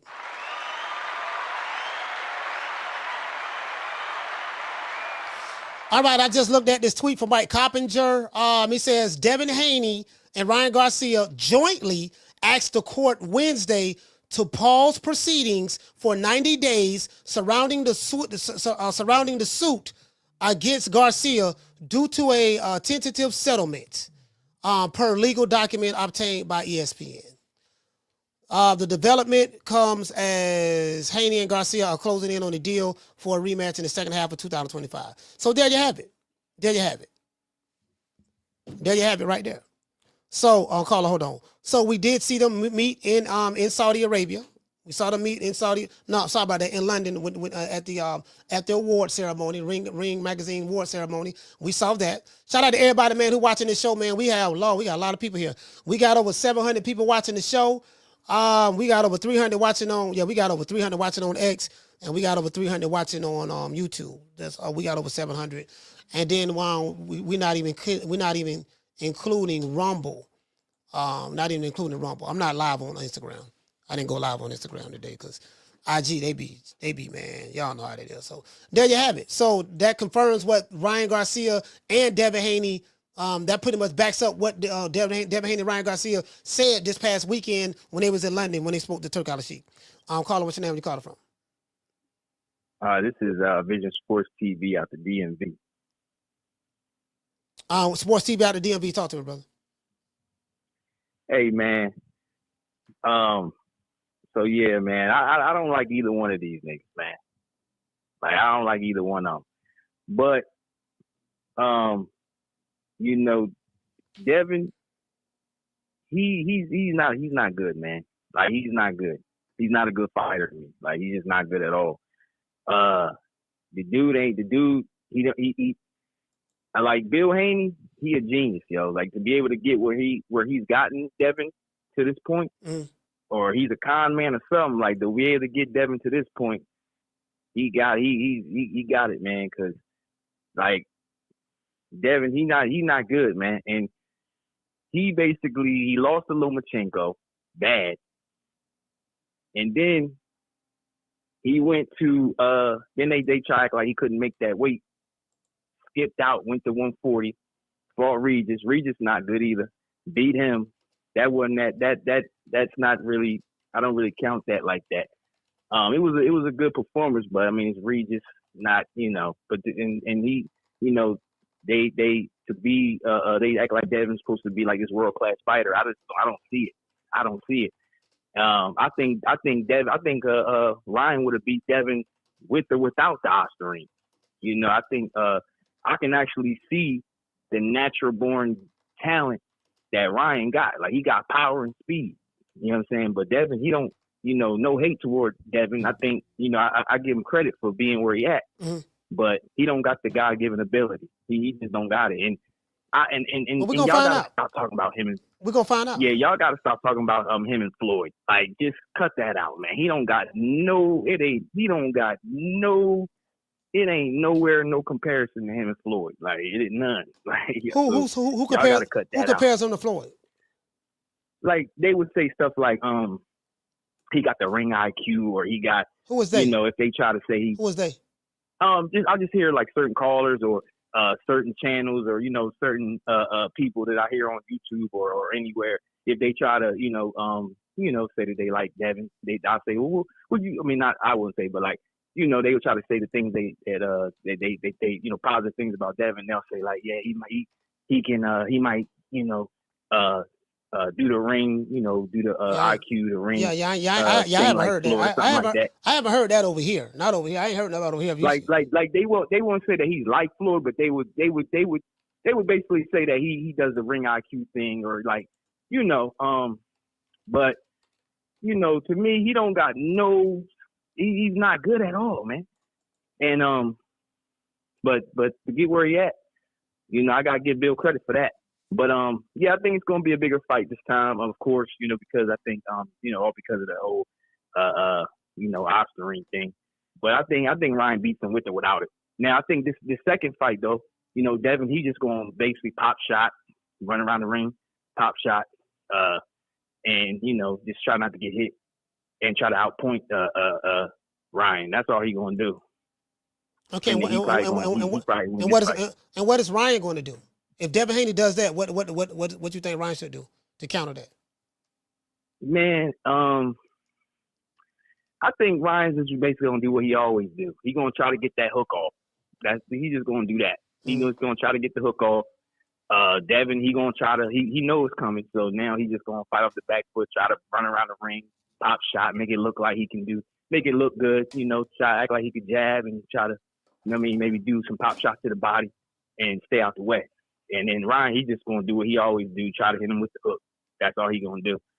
All right. I thought Ryan didn't look too good in that last fight either, though. He didn't look good to me either. But he's just better than Devin, like, as far as talent goes.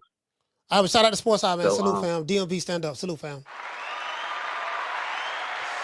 Yeah, he said said a whole lot. He said Devin Haney just ain't good. I totally disagree with that. You don't get a chance to accomplish what he's been able to accomplish in the sport at his age and not be good. So I totally disagree with that.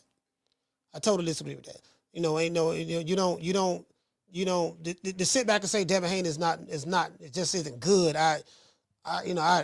Roland Romero ain't good. You get what I'm saying? Now, if you would have said, yeah, man, Roland Romero ain't good, I'd have been like, yeah, you're right about that. Now, Roland ain't good at all. I with you on that. If you would have said, yeah, man, that dude that hold on. That dude named Harper, who Deontay Wilder finna fight next, he ain't good from Jacksonville. I'd be like, yeah, you got a point on that. You get what I'm saying? Yeah, man, Poke Chop Willie ain't good. I'd be like, I don't know. Poke Chop Willie 22-1 in the hood. So, I'd disagree with that. But yeah, to say the man just ain't good, I totally disagree with that. Caller, hold on. Shout out to Big Dog Willie. Dropping that quarter of a bam dub on your boy. Super chat received. What you say, Big Dog? You say Bill Haney said on X in 1982 he auditioned for New Edition, the music group, but Bobby Brown hit him in the knee with the bat so he couldn't dance fast. Yeah, Bill. Well, I don't know if he said it. That's what you say. He said I'll look it up, but Bill probably just joking. Shout out because it sounds silly. It sounds silly like he's joking. If he said all that, he's just joking. Getting a rise out of everybody. No Diddy. Shout out to Sean from the Heights. Dropping that quarter of a bam dub on your boy. Super chat received. Shout out to everybody, man. We got a big crowd in here today, man. We got over 700 in here, man. Salute, man, in between X and YouTube. So I appreciate the family, man. I thank y'all for sharing the live shows. These shows are nothing without y'all. We do it for the people, by the people, other people, because we come from the people. You know what I mean? So, it is what it is. You rock with us, we rock with you. If you don't rock with us, you don't fuck with us, you don't like us, it's fuck you. It's fuck the other side. Y'all know how we do it over here. Shout out to Sean from the Heights. Dropping that quarter of a dub. He say if Devin lose, Bill Pettis gonna pick that lawsuit back up. No, he can't do that.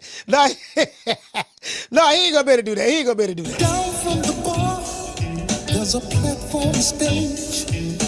People pimping, sharp as razor blades.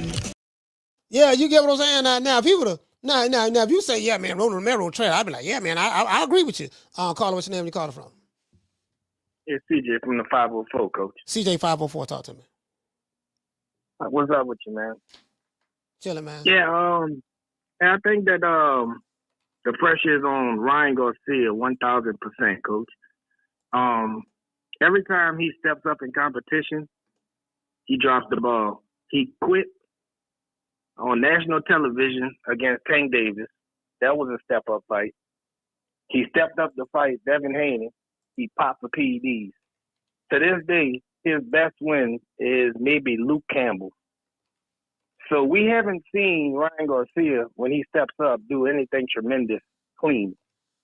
So, I mean, as far as it being a big fight, Devin Haney definitely has to step up, do what he has to do.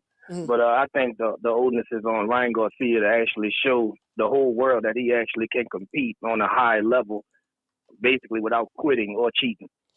I don't think the whole world holds Ryan to the same standard that they're holding Devin Haney. To be fair. But I don't really classify social media as being anybody to hold anybody to a standard because, in the real world, people have real talk. Listen, CJ, I'm talking about even the big sports commentators. Like the guys who you got retired fighters. You have and other commentators, mainstream media people, it's kind of like the same with them. Not all of them, but it's kind of like the same with a good, I would say probably a good portion of them.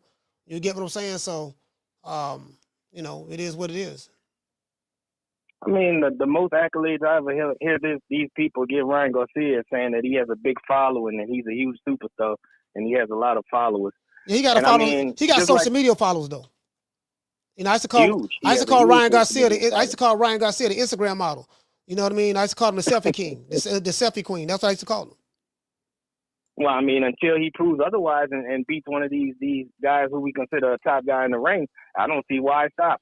But like the last caller, man, just tell me you hate Devin Haney without saying you actually hate Devin Haney.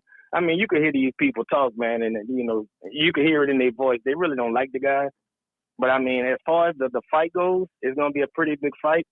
And I don't see Ryan Garcia landing too many big hooks. I mean, he just wings them. He doesn't set them up with jabs. He doesn't do anything to set up a left hook. He doesn't feint to throw a left hook. He doesn't jab off of it. He doesn't get his footing in the right position to throw a left hook. He just wings it. So, I mean, as far as like Devin Haney actually countering his left hook, all you got to do is look at his waist. He turns his waist every time he throws the left hook. And I think he's going to be ready for it. And I think we're going to see a different Devin Haney when this next fight happens. But I appreciate the call, though, Coach. Thank you, man. All right, super fam.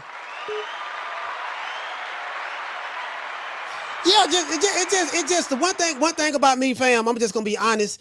You know, like we gotta, you know, we not Carla, hold on. I'm just gonna be straight with you. We gotta call it a spade.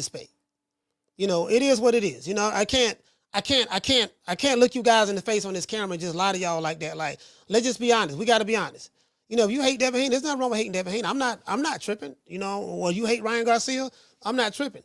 You know, so if your dislike for a fighter clouds your vision to the point to where you can't give him any credit, or it's leaning so much towards the other guy because of your dislike for this guy, then okay, it's cool to admit that. You don't have to make it seem like you're being objective when you're not. You're being subjective.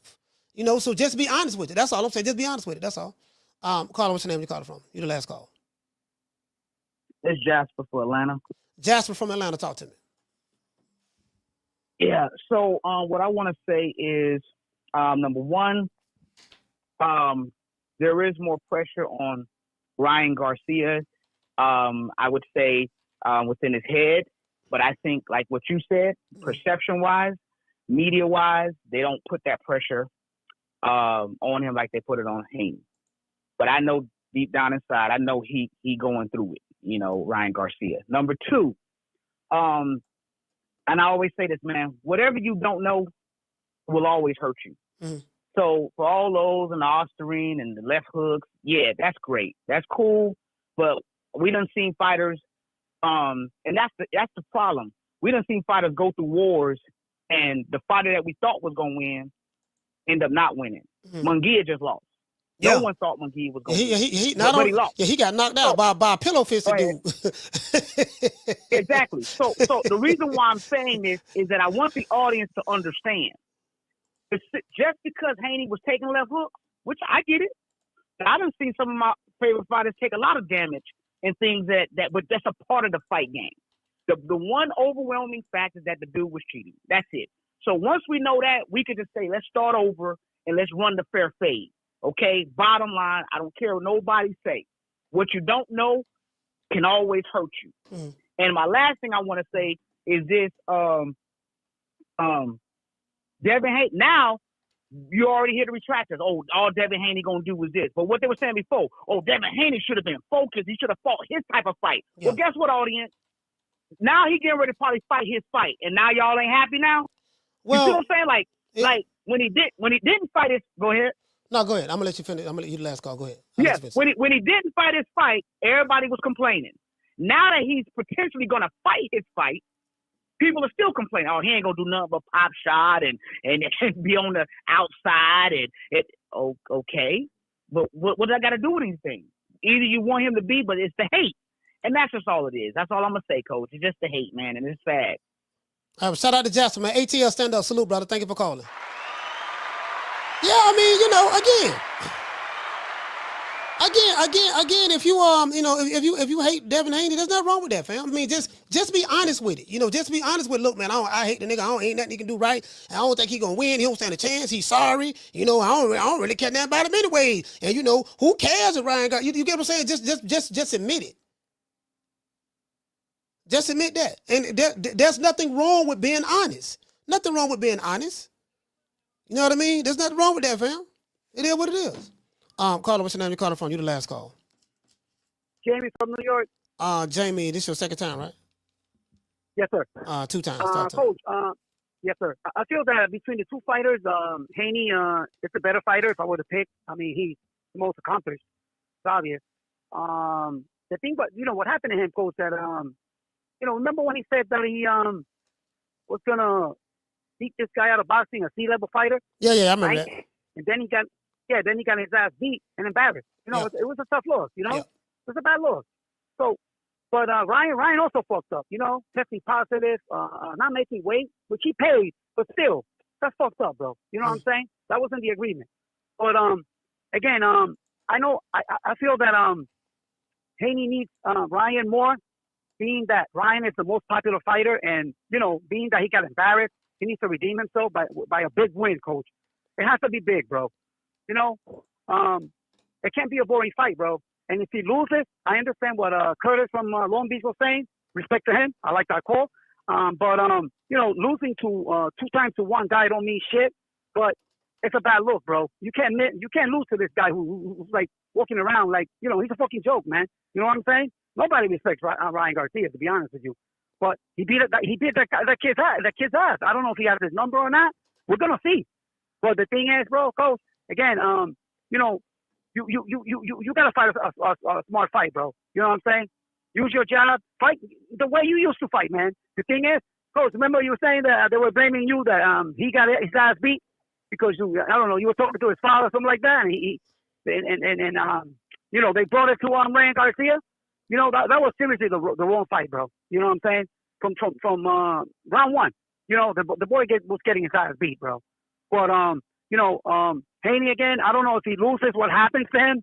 I don't know if he's gonna another loss. Perhaps he becomes a gatekeeper. I don't know. But the boy got skills, man. You know what I'm saying? And I respect the guy. You know what I'm saying? For everything that he's done at his age, that's hard to do, man. Boxing is tough. So again, that rematch will happen, definitely. So that's my call, coach, and respect from New York. All right, salute, fam.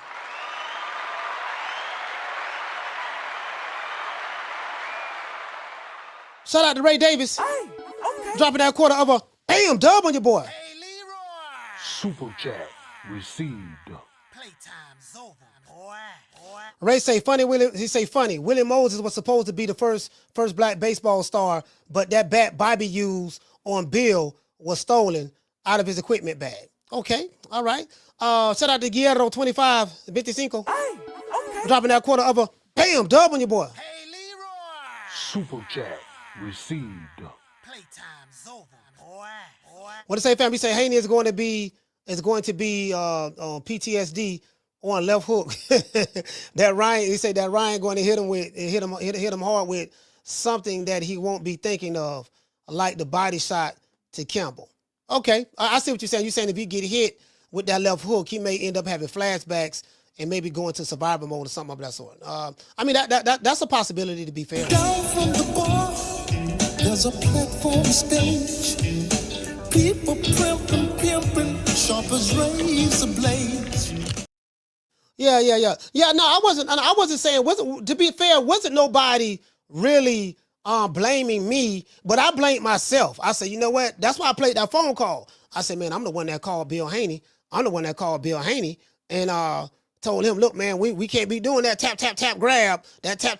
That's why I played it. Matter of fact, let me play it one more time before we end the show. Let me play it one more time. That's why I played it for people who may not have been here when I interviewed Bill Haney. Let's hear it one more time. Hey, Bill. Yes, sir. Hey, look here, man. I'm talking about you, dog. I'm talking about you. Talk to me. Look here, man. I'm doing the show right now. Can't nobody hear you, but I'm talking about you, man. I'm telling you that you're going to have to, the Devin Haney committee, and then they got the Ryan Garcia committee. They having a discussion. Devin Haney is going to have to put hands and foots on Ryan Garcia. What say you? Oh, absolutely. Patch me in. All right, you in. You on the show now. Because Bill, we don't want to hear nothing about, we gonna jab our way to victory and stuff like that. Like, this man been disrespectful. He been saying Devin Haney's been Diddy-fied. You gonna have to tell him he got to go get him. He got to put on a Floyd Mayweather versus Arturo Gotti type performance. That's what he gonna need to do, man. Absolutely. Ain't nothing else left to do with Ryan Garcia on April the 20th, 420. It's befitting that the name of it is Smoke, because it's going to be subtle. But Ryan can't come in there on no bullshit either. Mm-hmm. So he said Ryan can't come out there with no bullshit neither. And he came in with the Osprey. But yeah, you get what I'm saying? So, I was like, look, man, you can't be no tap, grab. You got to go get him. And I so now we're saying, yeah, man, he need to get back to his fight, get back to his style of fighting. But then he's going to get criticized for fighting his style of fighting. So, it is what it is at the end of the day. But let's give everybody a round of applause.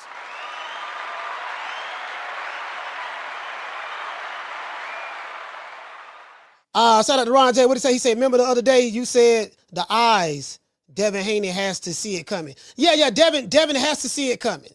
He's gonna have to see it coming. A lot of drills, hand-eye coordination. Boxing. Of course, you have the fundamentals, but you gotta be able to have good eyesight. You gotta be able to have good eyesight in order to see the punch before it's coming. Like a trained fighter, you can see certain things. In the ring. Certain twitch muscles or whatever, you can catch it and anticipate and stuff like that. So, outside on top of the fundamentals, you get what I'm saying? You have the mental fundamentals as well, Hey, shout out to Miss Connie. What did he say? So, Coach, that was recorded around, this time last year. Miss Connie, that was recorded April. It was recorded, April 14th. It was recorded April the 14th. April the 14th it was recorded. Because, well, you know what? Yeah, it was the week before the fight. It was like April the 14th or something of that sort. It was recorded last year. You get what I'm saying? So, it is what it is. I think I put them jumper cables on. I'm from West Tampa, Florida. So in Tampa, we known for putting jumper cables on niggas. Like we listen. Let me tell you something about Tampa niggas. We will hype your ass up to jump out that window and crash. So we put the jumper cables on them. I put the jumper cables on them, and I just think they came in up with the wrong game plan. And it is what it is. And I think this is what Devin Haney kind of said it right here. He kind of said it right here. I promise you, I'm knocking Ryan out. Good. All right, well, y'all already didn't heard it. And They're he gonna didn't world's promise gonna to see do it. that I'm levels above this dude. Like I said, he's a C-level fighter. I'm an A+ fighter, and I'm gonna show it. You get what I'm saying? So I think, it is what it is. But we gotta say all praise is due to the Most High, the Most Exalted, the greatest human being on the planet Earth, Johnny Rice. Well, I guess I gotta be like everybody else and saying Al Heyman. I can quit my job now, baby. 6 figures, baby. You feel me? I'm about to but a name. Do you have a name?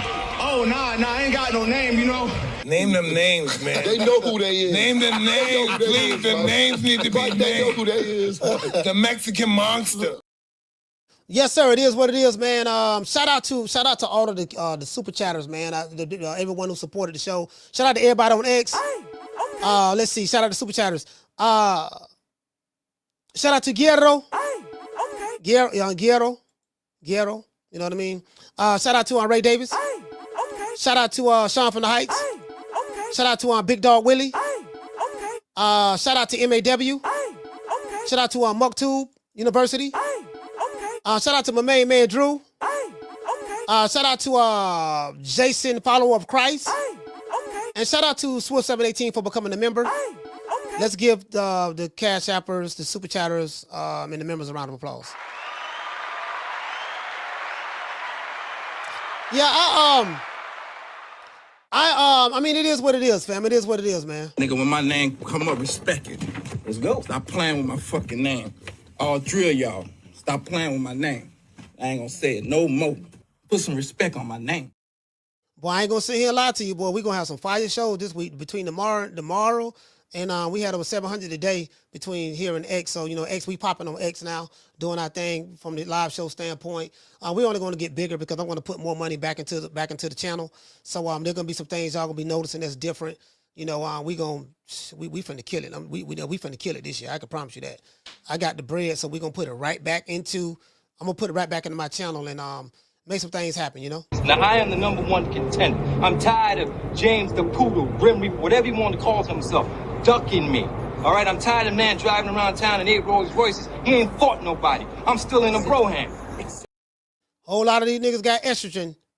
Too much estrogen they dealing with. You need a testosterone injection. Your estrogen is getting the best of you, my brother. You need a testosterone injection. Your estrogen is getting the best of you, my brother.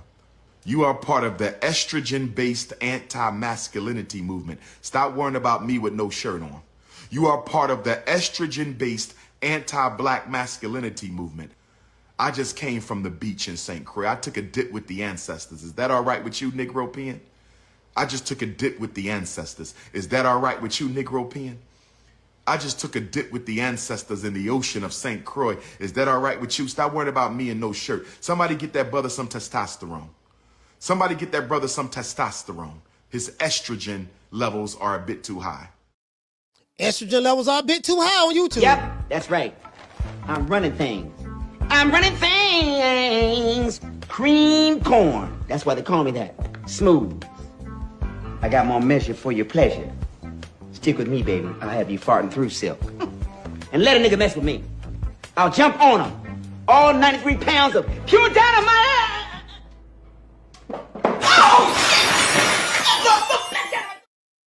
Let's give a shout out to everybody, man. Shout out to my sister Lisa Bells. Shout out to Miss Black Panther. The lovely Miss Connie. Shout out to La Jessica.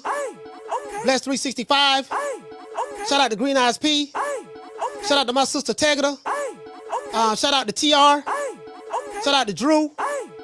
Shout out to Casino Light Prayers. Jamie from New York. Shout out to Mika Lovem. Shout out to Nay. Shout out to Jasper. CJ from the 504. Sports High from the DMV. Smitty from Ohio. Martin from Jersey. Shout out to Drew Holiday from Colorado Springs. Coach Eddie ATL. X from Florida. Kayvon from the Chi. Wookie Wook from Massachusetts. Tony from Chicago. Martin from Oaktown. Jeremy from Toledo. And Rob from New York. Let's give them a round of applause as well. Callers. Like again, shout out to my sister, man, Lisa Bells, man. I love Lisa, man. Shout out to Lisa Bells, man. We love all the women. I love all the women. I ain't gonna say a lie to you, boy. The women do not let me down. They don't let me down. They don't let me down. Now, hey, shout out to Brandon Sweet Like Candy. Like they do not let me down, boy. Lord have mercy, they don't. But it's only right that we go out like this. See your eyes shining, she's my soul bunny, please. In the winter lights, so she's my sweet dust of peace. My nose, this love has got it so raw. Make you move, stepping out, grip out of control. Turn it up, it's me against the light. Snow bunny, moving on the bar. Everything's alright, got that smooth soul feel. No, that's next to the law. With my snow, turn it up, then party about the night. See your eyes shining, she's my snow bunny, please. In the winter light, so she's my sweet dove. My nose, this love has got it so raw. Make you move, stepping out, grip out of control. Turn it up, it's me against the light. Snow bunny, moving on the bar. Everything's alright, got that smooth soul feel. No, that's next to the law. With my snow, turn it up, then party about the night. See your eyes shining, she's my snow bunny, please. In the winter light, so she's my sweet dove. My nose, this love has got it so raw. Make you move, stepping out, grip out of control. Turn it up, it's me against the light. Snow bunny, moving on the bar. Everything's alright, got that smooth soul feel. No, that's next to the law. With my snow, turn it up, then party about the night. Yeah, man, we going platinum with Nobody Love, man. That's going straight to the charts. I'm trying to do a remix. We trying to do a remix with Kendrick Lamar. See what Kendrick Lamar get on there. We try to get Kendrick Lamar, Doja Cat. We try to get Kendrick Lamar, Doja Cat, and Beyonce on the remix. Y'all somebody get in contact with B. My people in LA get in contact with Doja Cat and get in contact with Kendrick Lamar and let them know we got something. We got a remix we trying to do. True. Man, shout out to the Tenderonis, man.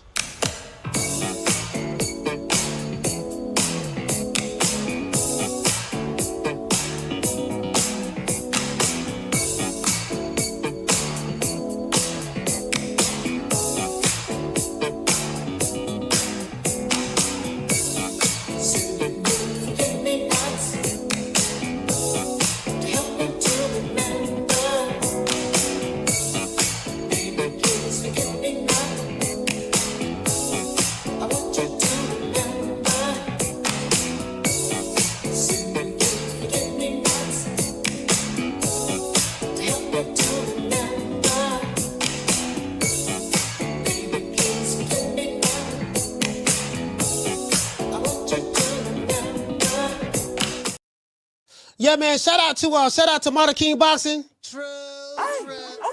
Shout out to Kendall Price. Shout out to Andy Payne. Shout out to my sister Tegra. The Legacy Man. Mr. Corey Bradley. Cooker with Sir Senior. Shout out to Nay. Shout out to G5 from the Bronx. Mr. Tomato Can. Mr. Juan Carlo. Shout out to Rock Bottom. Shout out to the Martin. Dr. Paul Evans. Shout out to Dr. Tony. Shout out to Dr. Alley. Shout out to Mugtube University. My sister Lisa Bales. Miss Black Panther. Shout out to Preacher Joe. Shout out to the Great Gambino. Salute, fam. Dr. Mario. Shout out to my brother Flex BK. Jamie from New York. Shout out to Casino Light Prayers. ATL stand up. You know, it is what it is, man. I gotta get ready to bounce, man. Lord, I gotta get ready to bounce. But much love to everybody, man. I'm gonna catch you guys on the next one, man. Much love to the family. It is what it is. You know my motto. Don't meet me there, beat me there. Peace. See you guys on the next one, man. Man, I'm out of here, bro. Let's go.